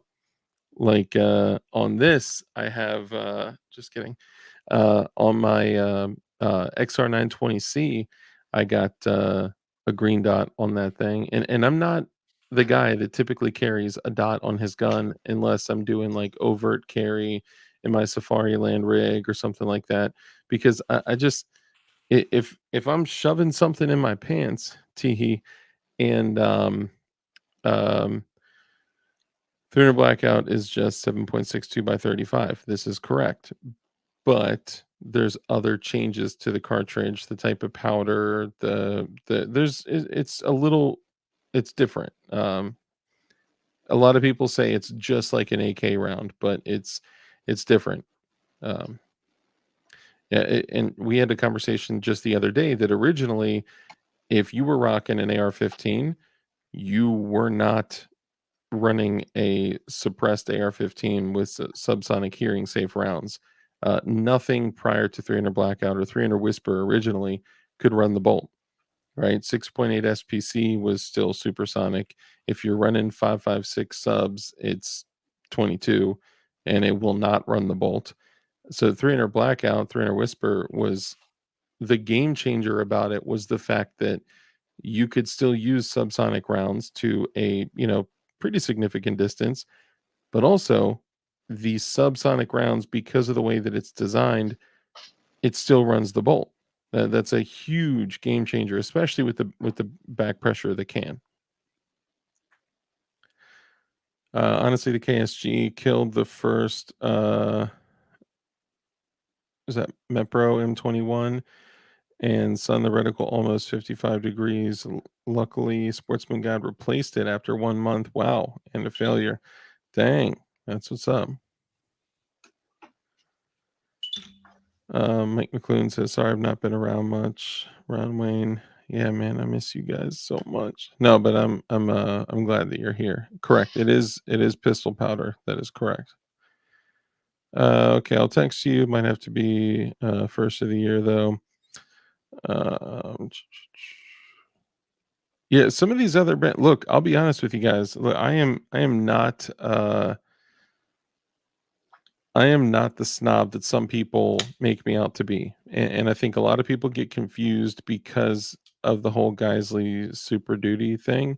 But Jonah, you know me. I'm making a face because I'm like, you're the least gun snobby person I know. Yeah, You're really one of the people who's willing to give not cheap brands, but budget brands, give them a chance and report Mhm. back honestly on what you think of them. Aw, thank you. So I was like, who the hell has thought It's that you like, were a snob when it what? comes to guns? Like, yeah, you have a Geisley, but that's just everyone has to have at least one nice gun. Yeah. Hey, I have some I said nice. at least. I mean, you have the SIG 5 series. That's like, That's true. That's true. But even yeah. that's got flaws, man. I'm not gonna Yeah, but lie. that's an Like, impressive firearm to obtain. Not everyone yeah, has or even knows about those. I have a nice AK. I have a nice SIG rifle. I have a nice AR, and then directly below the Geisley AR, and I talk about this gun all the time, but I love it. The LWRC lower with a BCM stripped upper with the BCM bolt and BCG with the Colt barrel. It's a 10.3-inch Colt barrel with a I think it's Midwest Industries handguard. Bro, that thing. Now it is a BCM gas tube and gas block, but bro, that thing is a beast. That I have beat the hell out of that gun. I've done more training events with that gun than almost any other AR that I have. And a bunch of my other ARs are all PSAs, hodgepodge of like Arrow, all sorts of different stuff. Arrow, Noveski, Geisley, just kind of mixes of stuff. Why isn't a cheap black powder double gauge shotgun on the market? Um, black powder shotguns are costly. Look at what it did to Japan. Doo-doo-ts. Sorry, that's probably not funny. That completely toppled that government. They're still dealing with it today. So, how do you feel? Because ADXR asked about different brands of barrels. So, some of the brands I normally sell, CMMG, Mhm. Roscoe, Ballistic Advantage, which people hate on. Ballistic and Arrow are the same company. I like BA products. I think they make really good barrels for the money. What do you think about those brands? Dark's so cheap. I hear he makes plastic Glocks. This is true. So The I PLA Glocks. Yeah, right. PLA plus. He sell them. Let me grab something and I'll answer that. So, Okay, Jonah, Rich, we're kicking him out of the Yeah. stream. MCX, how much? You want me to text you or say it on the stream? What's the setup? So it's an MCX. Here's something interesting that everyone might like to know. I'll take the Factory Rattler. SBRs. You can, in fact, return a factory SBR, which is a Form 4, to a Title I firearm simply by putting it back into a rifle. So on the SIG, Or pistol. it was a Oh, 14. no. I'm sorry. It was an 11 and a half SBR from the factory. The gentleman bought a 16-inch barrel with it with a 16-inch handguard. So I had the owner swap it out before she sold it to me, and I received it in my books as a rifle. And she wrote, it's going to be off the registry as an SBR. It's a regular rifle. Yeah, you can, if you have let's say, the Rattler. If you had a Form 1 Rattler that you had a stock on it, you could simply remove the stock if you wanted to use that to, take a pistol into other territories where you can't bring an SBR, but that won't remove it from the registry. So if you remove the stock, you can use it as a pistol because it's not in the SBR configuration. If you wanted to remove it from the registry, then you send in the form to Now, the if you buy ATF. a factory SBR Rattler, you cannot take off the stock and make it a pistol because once a rifle, always a rifle, with some exceptions for me as a manufacturer. But yeah. So I wanted to show this, by the way. Hold the Rattler for me until I can talk you into this deal to trade these guns. I thought you were holding a stick or like a piece of bamboo. I'm like, what are you about to show us? It's so we're talking barrels, right? Now there's really only like 5 or so main companies that make the majority of gay R15 barrels, right? It's oh God, I know what this is. Is this what I think it is? Armor Wrap. So this I know what the barrel is. I remember this. This is the 14.5 inch 5.56 barrel.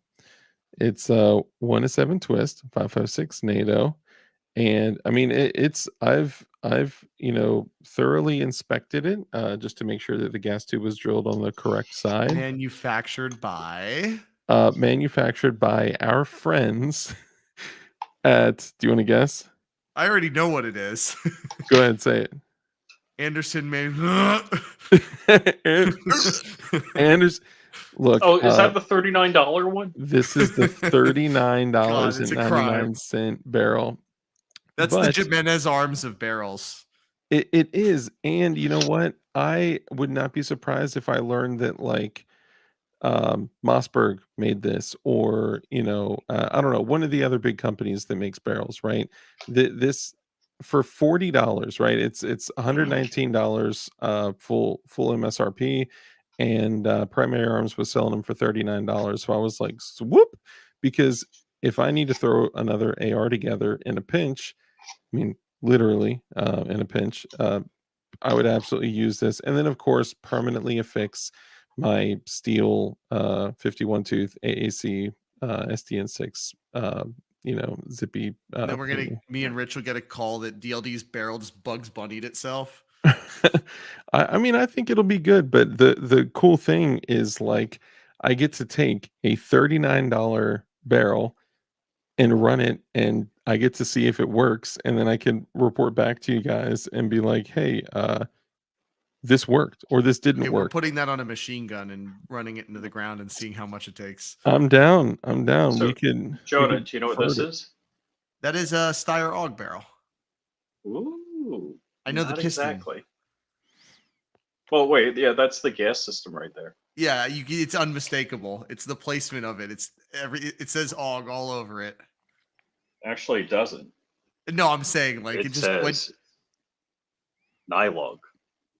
Nylog. That is 3D printed in 3D printed. nylon. Oh, and just to answer Fluffy Bunny, 30 cal cans work great with 5.56. Mm-hmm. As I've been talking with Dark about, I realized recently that 5.56 cans dedicated on a 5.56 gun are a lot gassier. Yeah, a lot gassier than 30 cal cans. So much so I bought Hey, two Misty. of them, and I'm going back to 30 cal because of it. Yeah. Hey, Misty, I'll check it out. Thank you, and I'll share my number Depending with on you the guys guns, as but- well. Tim Harper says short barrel Oh, it's rifles are like Misty, race hey? cars with restricted plates to slow them down. It can be, but like I think there are places for if people want to go through the tax stand process. I think a can is almost mandatory nowadays. If you're going to be, getting really high quality gear in full kit, going to training, have courtesy for your neighbors, get a suppressor, okay? Especially now that Jonah can get you a 308 can for like $500. Or 5.56. The AB cans are actually surprisingly low on the gas. Yeah, that's true. And this. Damien just hit me up on Instagram, and within like a day we had him a can we had everything processed, so I'm picking it up from tomorrow. Oh, really? Yeah. Nice. That's awesome.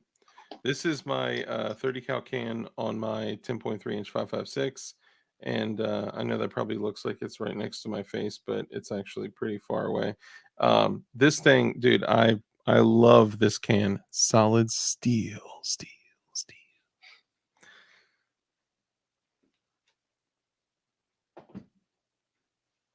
That's all. So I'm going to be running this 14.5 inch Anderson barrel. And yeah, I'll let you guys know if it's good or not. I mean, who knows? It may be terrible, but for $39.99, how could you not get it and report back to you guys if it's dog shit or not? Also, Reardon Manufacturing for the mounts. Look how low profile that mount is. That's insane. There's nothing there. Dang. It starts right there. Dude, my can is 7.5 inches long, and that's with an internal mount. No, you're just happy to see us. Yeah. So there's one more thing though.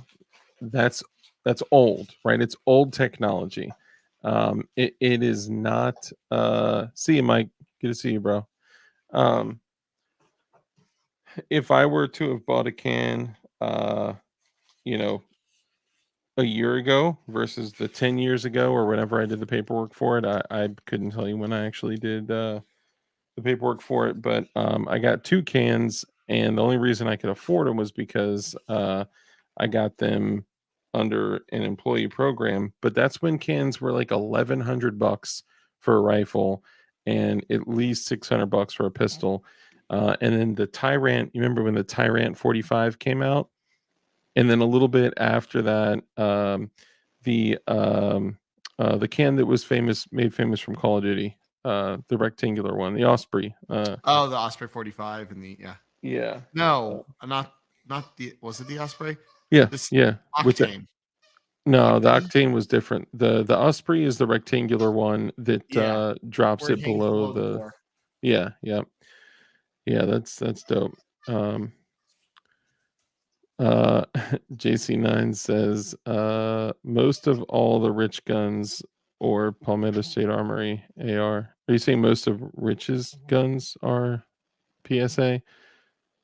The NFA is still Maybe. unconstitutional. Absolutely. Oh, 100%.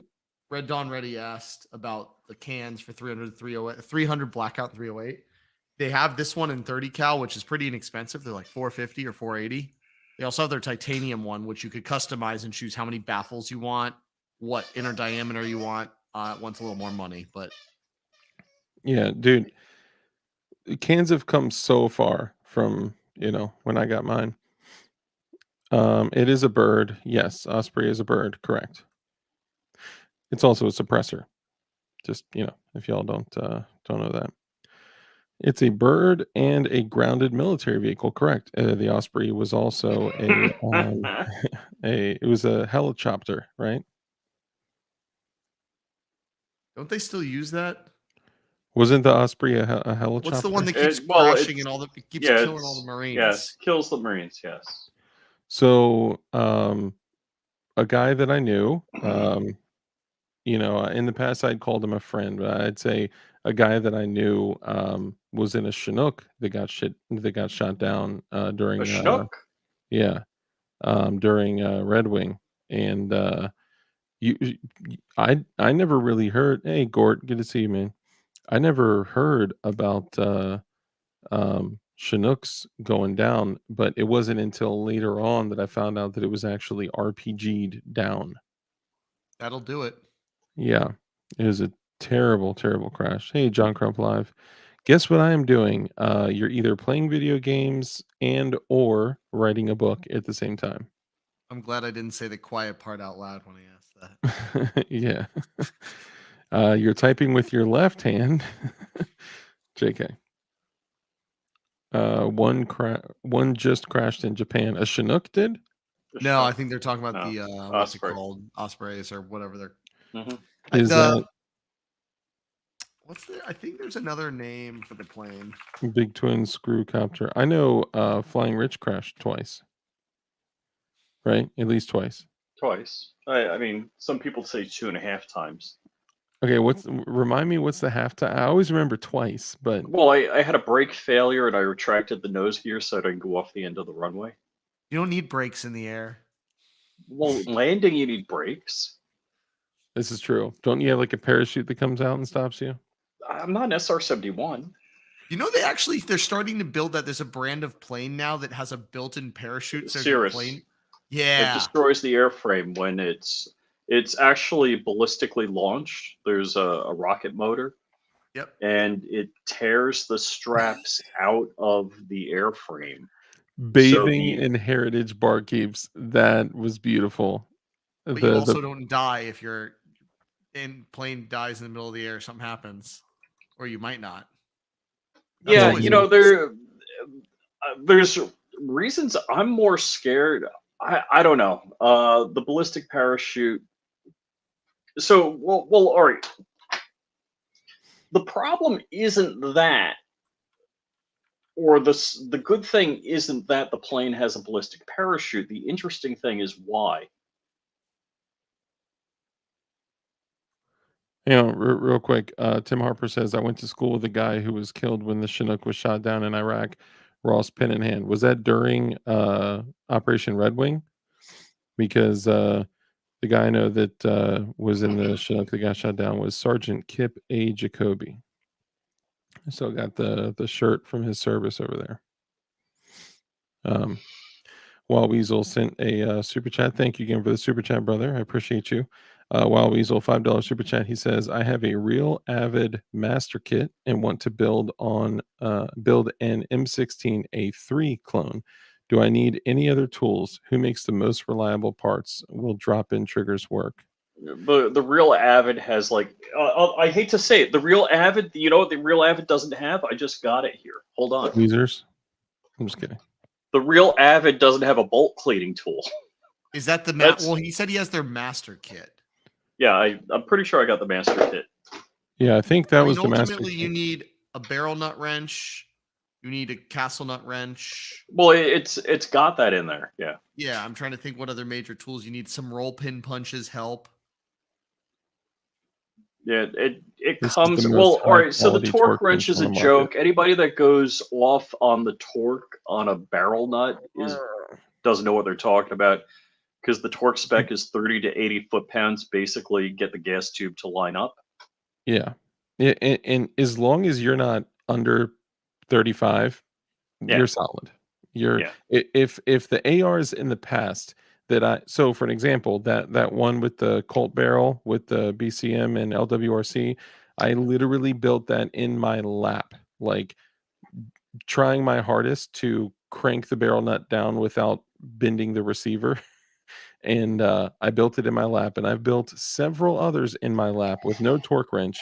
And the only reason I did this was because I just wanted to be certain that, and this is the cheapest torque wrench that you can get, which I believe this is a similar one, if not the same one that comes with the kit.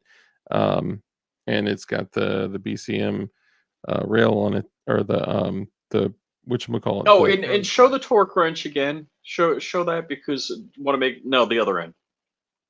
I want to make sure people see that. That is the only proper way you get a proper reading on your torque wrench if you use something like an extension of some sort that goes around your barrel. You have to have it at 90 degrees. Yep. People don't Do get people that. not know that? People do not know that. And the most reliable parts kit, I'd go for the Geisley Super Duty lower parts kit. Ooh. Or honestly, even though, you put the parts Ultra. kit in, and then you end up switching out something here or there. So, like, I bought a parts kit. I don't remember what I used. And I got a Geisley mag release, and I got this bolt release, the Geisley Maritime bolt release, this part, that part. And you ultimately end up building your own parts kit anyway. Yeah, you can get the Ultra Duty as well, but if you're trying to stick with, actually, I've seen that the Ultra Duty parts kits have been a little bit less than the Super Duty parts kits. Maybe it's because of how much we've driven up the price of Super Duty stuff. However, if you're trying to stay as close to ADX920 said, so barrels, I promise we'll get back to it 1 sec. I forgot. If you're trying to stay clone correct, jumping into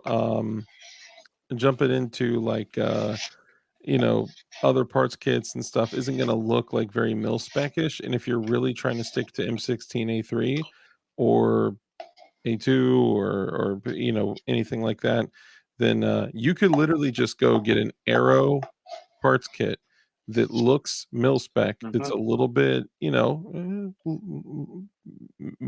point. Like, in the range of mid. Are you wanting to build a clone, or you want to build something that really has modern parts and runs good? Yeah. I mean, he asked about drop-in triggers, so I would assume he wants modern parts. Yeah. Yes, drop-in triggers will work with a any mil spec receiver. Yeah. Any AR related lower is gonna Screw drop-in triggers though, LaRue. I'll tell you, I realize one thing. Like, I don't have anything with a drop-in trigger, not that I don't have any on the shelf, but I was running an AR9. You have an MP5. Well, yeah. Yeah, it's true. So I was thinking in the AR world, but I know. Cassette triggers can be great, but they're I not was a necessity. I was at a training event. I was running an AR9, and the trigger locked up. And when I got back to my hotel room, I dropped the pins out and I took a look. A primer popped out and got underneath the trigger, and I'm like, Yep. "Oh shit!" So a stock mil spec trigger, that's happened to me once in my life. But if you had, something like a Geisley drop-in trigger or something like that, you wouldn't have that happening. I mean, have you ever gotten a piece of brass down in your receiver? Nah, I haven't gotten a shaving or anything like That'll that. lock your whole rifle up. Have you ever Yeah. gotten a piece of 5.56 brass locked in the channel of your charging handle in your AR? Yeah, that's what I'm talking No. about. Like in various Yeah. places in the receiver, it Yeah, will screw your yeah. day up. Or Mhm. have you ever gotten a piece of brass in your Safariland holster? I don't have a RNG Safari code. Lane holster. Oh my god! I'm just kidding. I do run Safariland stuff too. I like Well, it. that's why we run the Ghostman Designs portal, so that shit just falls through your holster with no issue. Or It you took can my take, block on the bottom out so I could run my 17 and 19 in the same holster and threaded barrels. now. Did you take the barrel block and the light block out? Just the barrel. I have the not the holster you're thinking of. It's their newer molded one. So there's that chunk in the bottom with the little post for the barrel. Oh, the 7 series. Yep. I'm just kidding. 7 series are great if you're into that kind of thing. Okay, so hang on. So, all right, let's get back to Burls. Hey, Garrett, good to see you. Hold on. Wasn't there someone who got a brass shaving stuck in their trigger and the ATF said it was a machine gun? It was a metal shaving, actually. I think it was like a like steel burr. I don't think it was brass.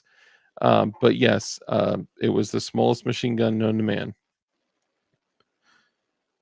Paint can opener, I've heard, is good for clearing malfunctions. Paint can opener. Is it? I think I just use like a screwdriver for a paint I can have a openers. Glock tool on my keychain and it works for everything.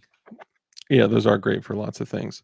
Okay, so let's go back to barrels. So a couple things. Daniel Defense barrels, way overpriced for what you're getting. Defense 3, everything. yes, but so many people are like into Daniel Defense, and I don't want to shut them down because that may be like their brand, right? But I would never pay almost $400 for a stripped barrel. It's just so, I mean, it's insanity. So personally, I don't think the value is there for the Daniel Especially Defense when they don't barrel. make the barrels. Who cares? Yeah, someone else is making them, and you're buying those same barrels from other companies for $179. It's just a little much. Daniel Defense is not a bad rifle. It's I'm not saying that. I'm just saying that I don't think the value is there for $379 plus tax and shipping and all that for one singular barrel. BCM I think is much closer to realistic value for a barrel, but you're still in the costly time zone of the equation. Ballistic advantage work fine. Faxon work fine. They're not the best. They're not the greatest, but they will work. Some ballistic stuff's on the higher end though. I'm not a fan of Arrow everything, but I like BA stuff. Yeah, I mean, Arrow isn't bad. Let's be real. Arrow doesn't manufacture them, and They do. Arrow makes their own barrels. BA makes the stuff for Arrow. Ballistic Advantage makes arrows. Sister companies, yeah. Okay, so hold on. So then, cost wise, isn't Arrow more expensive than Ballistic Advantage? Or no, Ballistic Advantage is more expensive than Arrow. I don't think so. It's literally all just rebranded versions of each other. Like, have you ever seen the Ballistic Advantage M4 lowers? It's an M4E1. Yeah, yeah, They're literally the same company. yeah. And the M4E1 lowers and stripped uppers, those are decent, and those do come with benefits for the cost that you're paying for them, right? Like the little 410 screwy doodles instead of um, having to punch roll pins all over the place. But Roscoe makes good barrels too. so I don't have any time behind a Roscoe barrel, but I've heard they make decent stuff. I just don't have any personal time behind them. CMMG makes their own barrels. Yeah, CMMG. Drew said Sons of Liberty Gunworks. I another one I don't have time behind, but I've heard they make good stuff. I just don't know what the like from a standpoint of like, will the barrel be alive? 15,000 rounds from now? Will it have the same type of rifling that like I don't know, pick another high dollar barrel, right? Like BCM again is great, but it's also costly. If you take a BCM barrel and an Anderson barrel, what are both of those going to look like after 10, 15,000 rounds? And is the price difference going to be justified between the two? I say just buy FN barrels. For the cost of a couple of BCMs, by the time the FN's worn out, you can have a couple for the price of one BCM. You could also buy a $39 Anderson barrel. But Anderson is also not manufacturing them. So it's just this it's a funny thing. Hey, Big Easy, what's up, bro? PSA makes their own barrels, says JC9. I don't know. Actually, PSA makes a lot of their own stuff. I would have to check on that. Yeah, I'm not sure. They may. I'm saying I literally don't know. That's all I'm saying. Ballistic Advantage is lower price on just the parts sold seated. Oh, separate. Okay. Ballistic Advantage is lower price on just the parts sold separate. Honestly, I've had good luck with Arrow when it comes to small parts. Like on that battle worn one that I did recently, the barrels Noveski, gas tube Noveski, gas block Noveski, the BCG and bolt is Battle Arms development, but the most of the loose parts for the rest of the build were mostly Arrow and then some BCM and Geisley. So it's just like a comment, like Jonah was saying, like sometimes you just have parts laying around and you're like, I'm gonna use like all of these, Big Easy came in with proof research barrels. Yeah, relax. I thought PSA used FN barrels for a while. Yeah, I don't know. Sure. I know some of their guns do, and they specify this is using a FN cold hammer forged, so on and so forth. Yeah, I don't know if they've. So when people say like, oh, they use FN barrels, it doesn't mean like Jonah's saying for all of their guns they're using FN barrels, because remember they have some things will go on crazy sale, there's the Saber line, and some things are full price. I think a lot of that has to do, just read the product specifications and it'll show exactly what what parts they use. Also, what a lot of people don't keep in mind, I've run into dudes that are doing their own builds that may only have a couple builds under them, and they put something together that's going to be like their run and gun kind of setup, where they may have to dump 120 rounds out of like that, and they put a pencil barrel on their gun, and I'm like, you may cook that barrel, right? They're like, oh, I got a binary trigger on this. I'm like, why? Not on a pencil barrel. Like, so make sure that the the cut of your barrel is like, if you're doing a government profile, or like if you're doing a whatever, just look at the not the cut, what is it called, the profile. Thank you. The profile of your barrel. Landtac makes their own barrels too, I think. Yeah, they're They're not exactly inexpensive. That's why I was looking at BCM. They have just been out of stock on the barrel for months. So ADX R920. So you're looking for specifically for a 12.5-inch 300 blackout barrel? And just out of curiosity, is there a reason that you wanted to do the 12.5-inch, or is it just kind of your? I'm just kind of curious. Again, no shade. Like this, all of this shit that we're talking about is preference, right? If you can get away with using a shorter barrel, dude, Rich, you gotta be careful, man. You're coming up in frame here. Um, Jonah, do you like ADM rifles? ADM stuff's usually good to go. I like their stuff. Hold on, what's ADM? American Defense. Oh yeah, American Defense. That's good stuff. They're the ones that were originally doing the mounts with the throw levers, right? Mhm. Yeah, they always made really good shit. Oh, someone asked about the lowers that get rid of the wobble.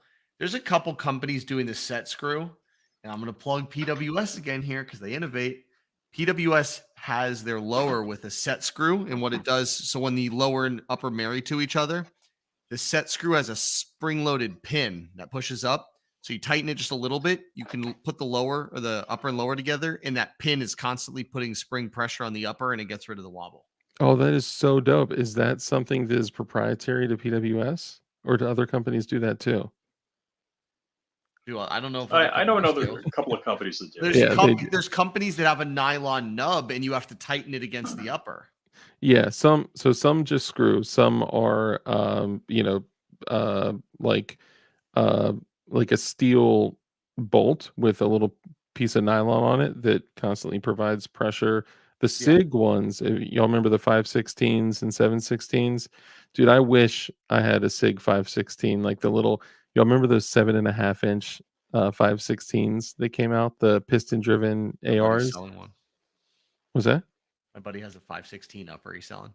He's selling the upper? Yeah. Oh, Maybe. I'll have God. to talk to him again. Dude, I would love to have one of those, man. Those were just such cool guns, man. It was the 416. Yeah. I mean, literally, they're like, let's change that one number. Ron Wayne, I am, and don't call me Shirley. Surely you can't be serious. Surely you jest. Okay, so ADX 920 says yes. Connecticut barrel can not be shorter than 12.5 inches. Have to build Connecticut. That sucks, What the man. hell kind of law is that? I don't know. We want your bullet to go faster and be deadlier. Yeah, right. Ooh. We want it to be more dangerous and lethal. We want to make sure when you shoot your gun, it's supersonic and everyone around you goes deaf. Yeah, I don't understand all these states. Lead on steel. What's up, bro? Bearjaw says CT is gay.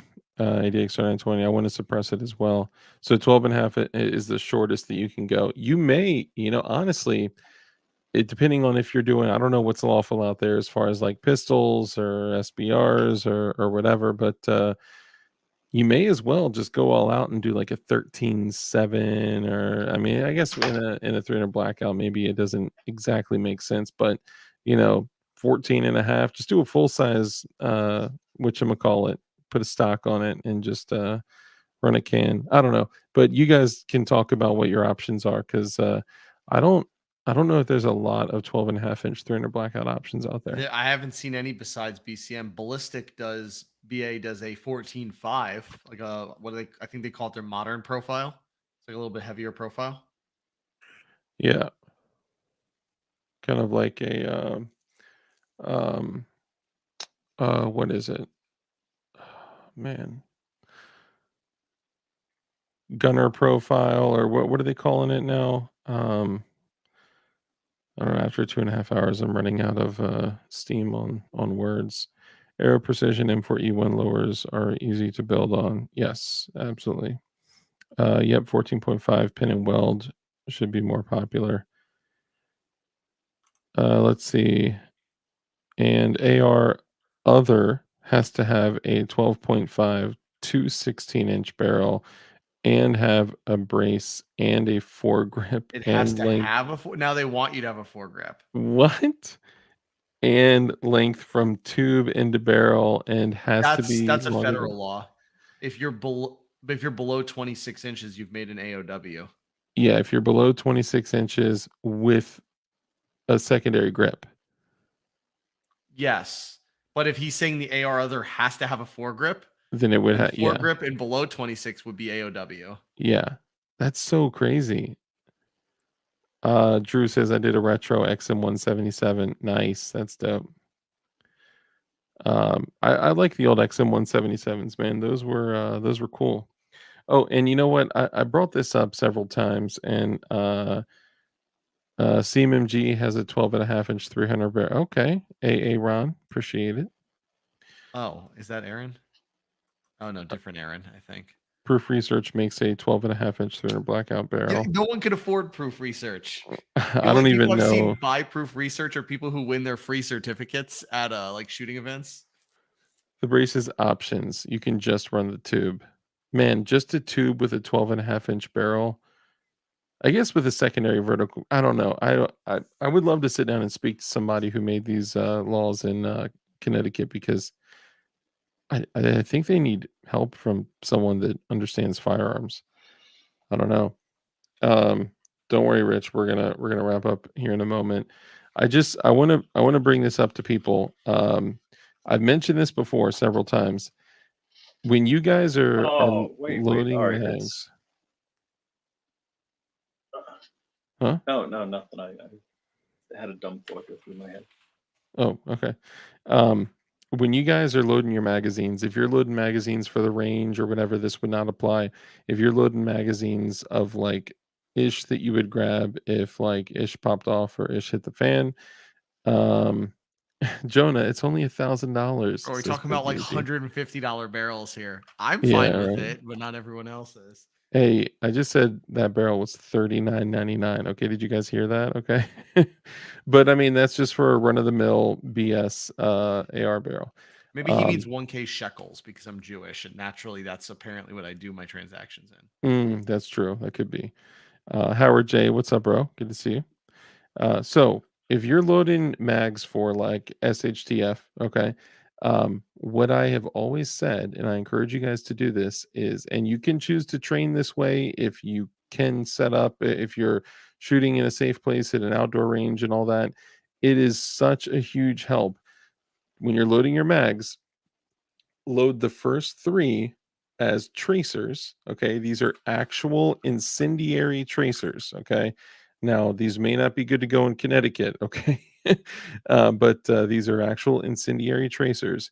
When you load the first 3 rounds in your magazine as tracers, then the last 3 rounds that you fire, you will get a visual confirmation of big bright red, even in the middle of the daylight. You're going to get 3 big bright red streaks. Now, some people say, well, Dark, there's that new streak ammo. You can, no, that shit is glow in the dark ammo that depends on the muzzle flash, and it does not work well. Okay. You What's need to good- be in literal like pitch black for that to be effective. What's good about doing that is you could set the backstop at your local range on fire when you forget you're using your tracer mag. Exactly. You know, so That happened by me. Me too. I was at my range one day and a fire popped up on the backstop and they called a ceasefire. No. So this is bad. It happened at closing time. Nobody knew, and they had chopped tire backstop. oh, So the range burned. the whole range. No, burned? the range portion. Oh, so it was like Most an of these ranges, outdoor. the way they're constructed, it's all like cinder block walls and they're all sectioned off from the store. So it Yeah. could burn and it's not going to make it through to their retail store. Yep.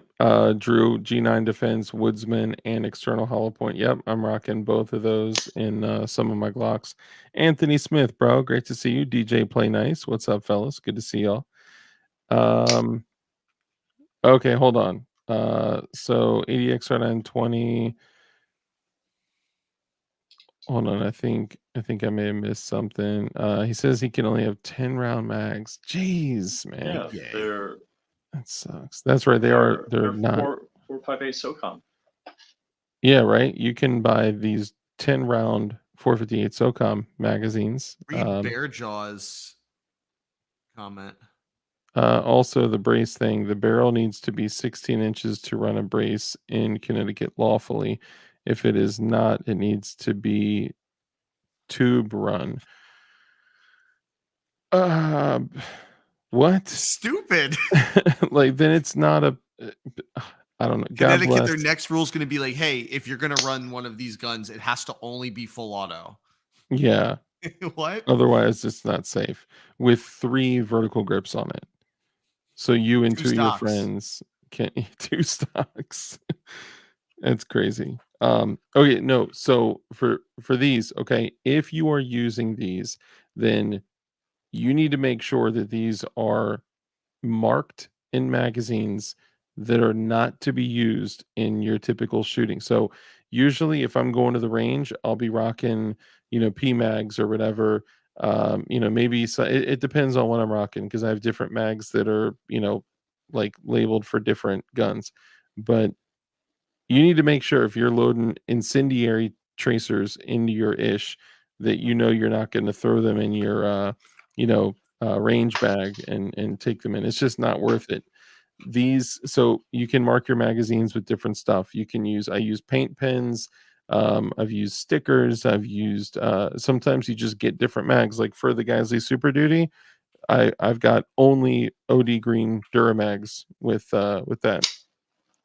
So it just depends, whatever you choose to do for your system, but that is a great way to, in a pinch, be able to know that you're going to need a stage for a reload in like a quarter of a second. Or if you just, you know, are firing rounds and you see one tracer go off, you have 2 more rounds in your magazine or whatever. It's just something that's a good little indicator of, oh shit, I am about to go dry on ammo, so I need a stage for a reload. Or also you can catch bad guys on fire as But well. one could also say that you should know your weapon. When my Sure. gun goes empty, I know it. You can feel it, right? Yeah. Because you the train with it. impulse is different. Well, not Totally just the trigger. different. On the last round, just the feel of the impulse is different, and I immediately know. Yeah, when the bolt locks up. Yeah. It's funny when people say, well, don't you count your rounds? Dude, if you are in a high stress situation, you're not luck. going to be counting your rounds. This is not Call of Duty, but you also can generally have an idea of, Yeah. okay, I've been firing quite a bit of rounds. I'm coming up on empty, and then you feel that weird recoil impulse. Go for your reload. Yeah. Yeah, it's just one little extra thing that's not going to hurt you. It could hurt others. But it's not necessarily going to hurt you. The other thing is when you guys are mounting optics. Sorry, I didn't want to be seen doing that here. When you guys are mounting optics, make sure that you take something like a paint pen and just do a little doot right at like 12 o'clock or so ish, right? That way you can tell if your screws on your optic are backing out. Did you not mark the screw and the surrounding area? A little. I didn't get because it's a super fine point. I didn't gotcha. really get in there as well Yeah, as because usually I mark the edge of the screw and the edge of the whatever pieces on the outside. Yeah. So if the screw moves, the 2 marks won't line up anymore. Yeah, it's a super fine point, so I didn't really get in there as much as I wanted to, but I just started doing all of them at 12 o'clock. But yeah, usually you want the 2 things to line up, or at least always do it at the same spot. So if they move from 12 o'clock, that they're rotating. You can do it either way, but it's probably best to also, make a spot on the area too. What's another tip that we can give the guys and gals out there? Honestly, what I found useful for rifle stuff, have your friends induce different malfunctions in your rifle and make you walk through those malfunctions. And we even did them blindfolded. And that's a really good way to learn your rifle real quick. Yeah. This is true. Yep. Have someone that else. was an interesting drill. We sat down and there was 3 rifles in front of us. You're blindfolded. They said, go. You didn't know what kind of malfunction was what. You have to pick it up. You feel the trigger. You use your hands. Just feel your gun. And Yeah. that was a really interesting way to learn how to clear jams. Yeah, that's I haven't done anything blindfolded in a very long time. Um, but having friends load magazines.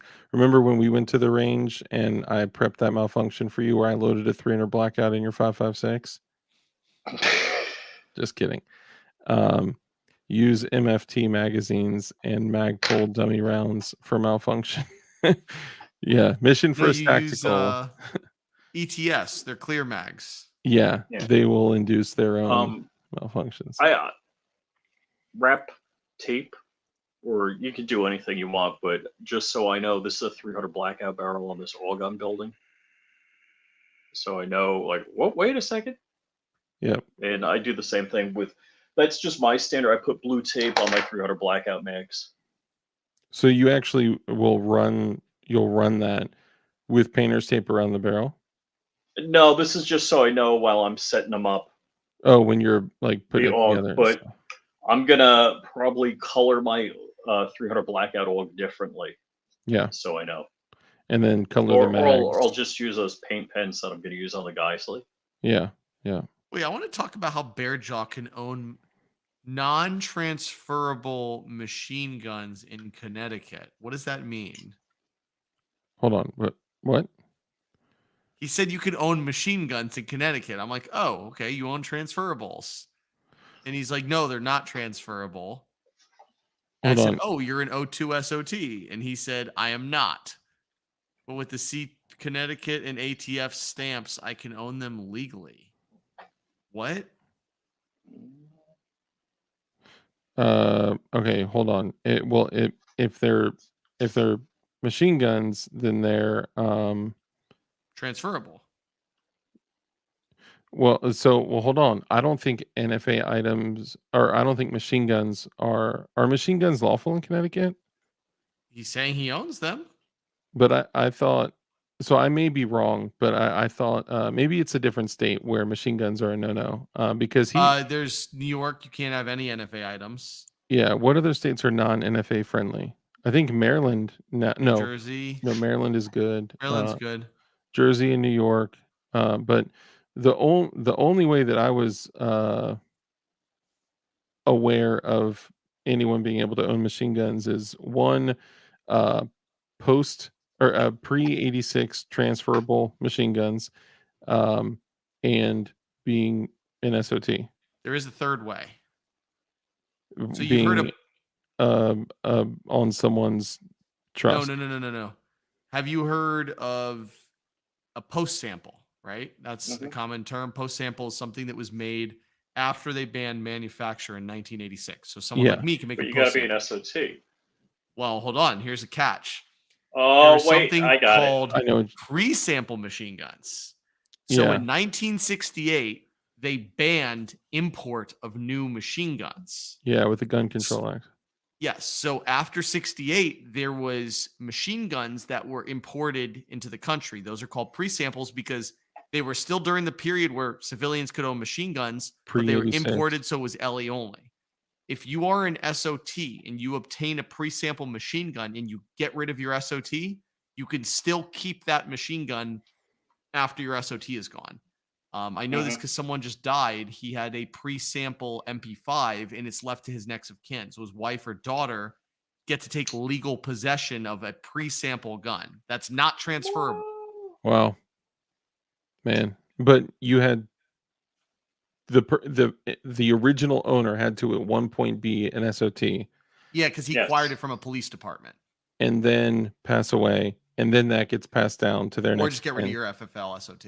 Yeah, or the FFL lapses or whatever. So what I don't know of any other way that well, a collector, there's no like machine gun collector license. No. Um, That would just be someone collecting transferable machine guns, pre-86 transferables. Yeah. Which are money.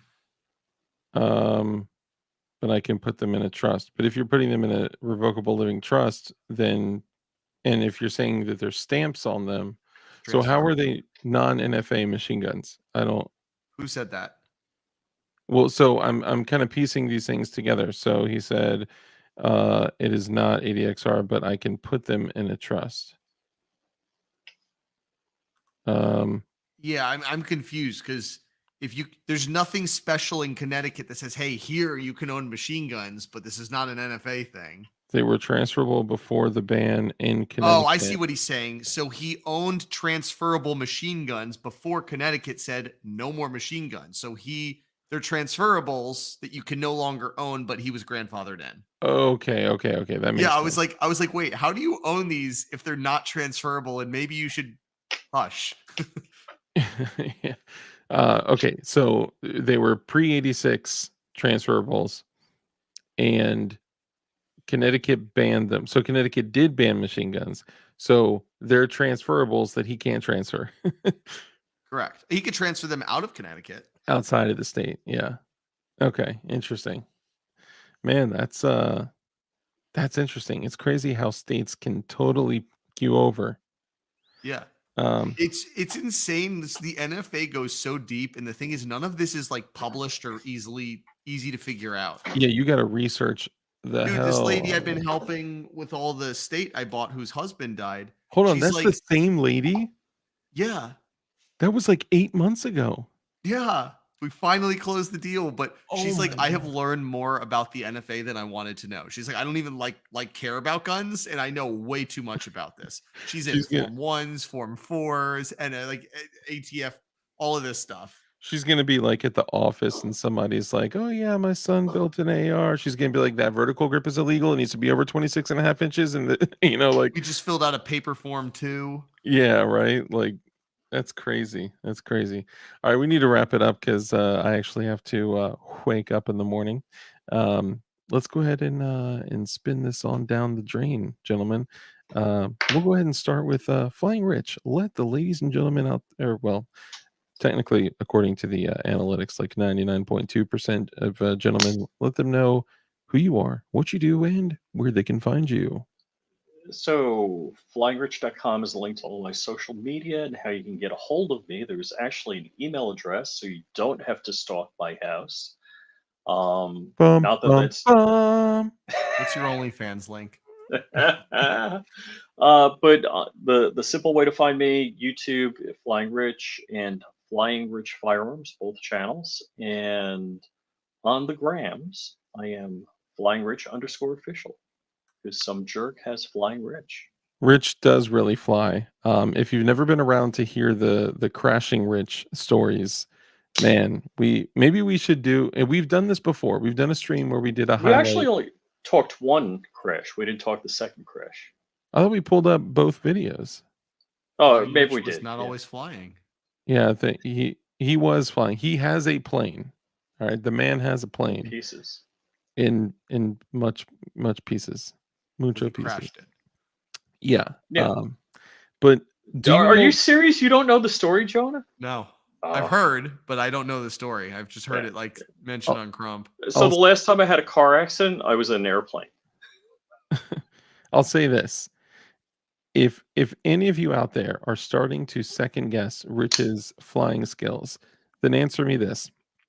What other pilot do you know that's alive that can stand up in front of everyone and say, I have survived 2 plane crashes? Solely. Yeah. Everyone else died, but I'm just kidding. No. No one died at all. That is skillful crashes right there. So, and he had clean pants both times. Yep. Question: were you carrying a gun when you crashed your planes? No, actually, I didn't own a firearm at the time. Oh wow. That's me. All right. And one more thing before we go, but Jonah, your time. I'm Jonah. I own Big Mac Defense. You could find me on all my socials as Big Mac Defense. Facebook.com/Big Mac Defense. Big Mac Defense on Insta. BigMacDefense.com. Suppressors, optics, guns, whatever you need. Yeah, that was gonna be my next question. Is like, what kind of things should people reach out to you for? Like everything: night vision, suppressors, optics, thermal, guns. You name it. parts. I either can get it. I know someone that can get it. You know. Yeah. Any of your 0702 needs. Yeah, I hit him up for parts, for knives, for anything and everything. If Oh, I I don't know need if you got my something. text. Knives are shipping tomorrow. Oh yeah, I saw that. That's awesome. More knives. Yeah, and hit him up, give him a shot. It's worth hitting him up and price checking him first before searching around the internet. Chances are it's going to be a better deal through him, and you get to support one of the homies. So If you hit me up, just tell me your username so I could associate with you with whoever I've seen in the chats. yeah, with his federal database. Yeah. Yeah, I'm just kidding. And Bearjaw says I'm gonna be reaching out about suppressors and NVGs soon. Nice. I just Okay. popped in to say one thing really fast. Oh, I know. I know what you're gonna say. Jonah, I don't know what you're gonna say. guess what I'm thinking about? Is it the same thing I was thinking about before? Your mom's box.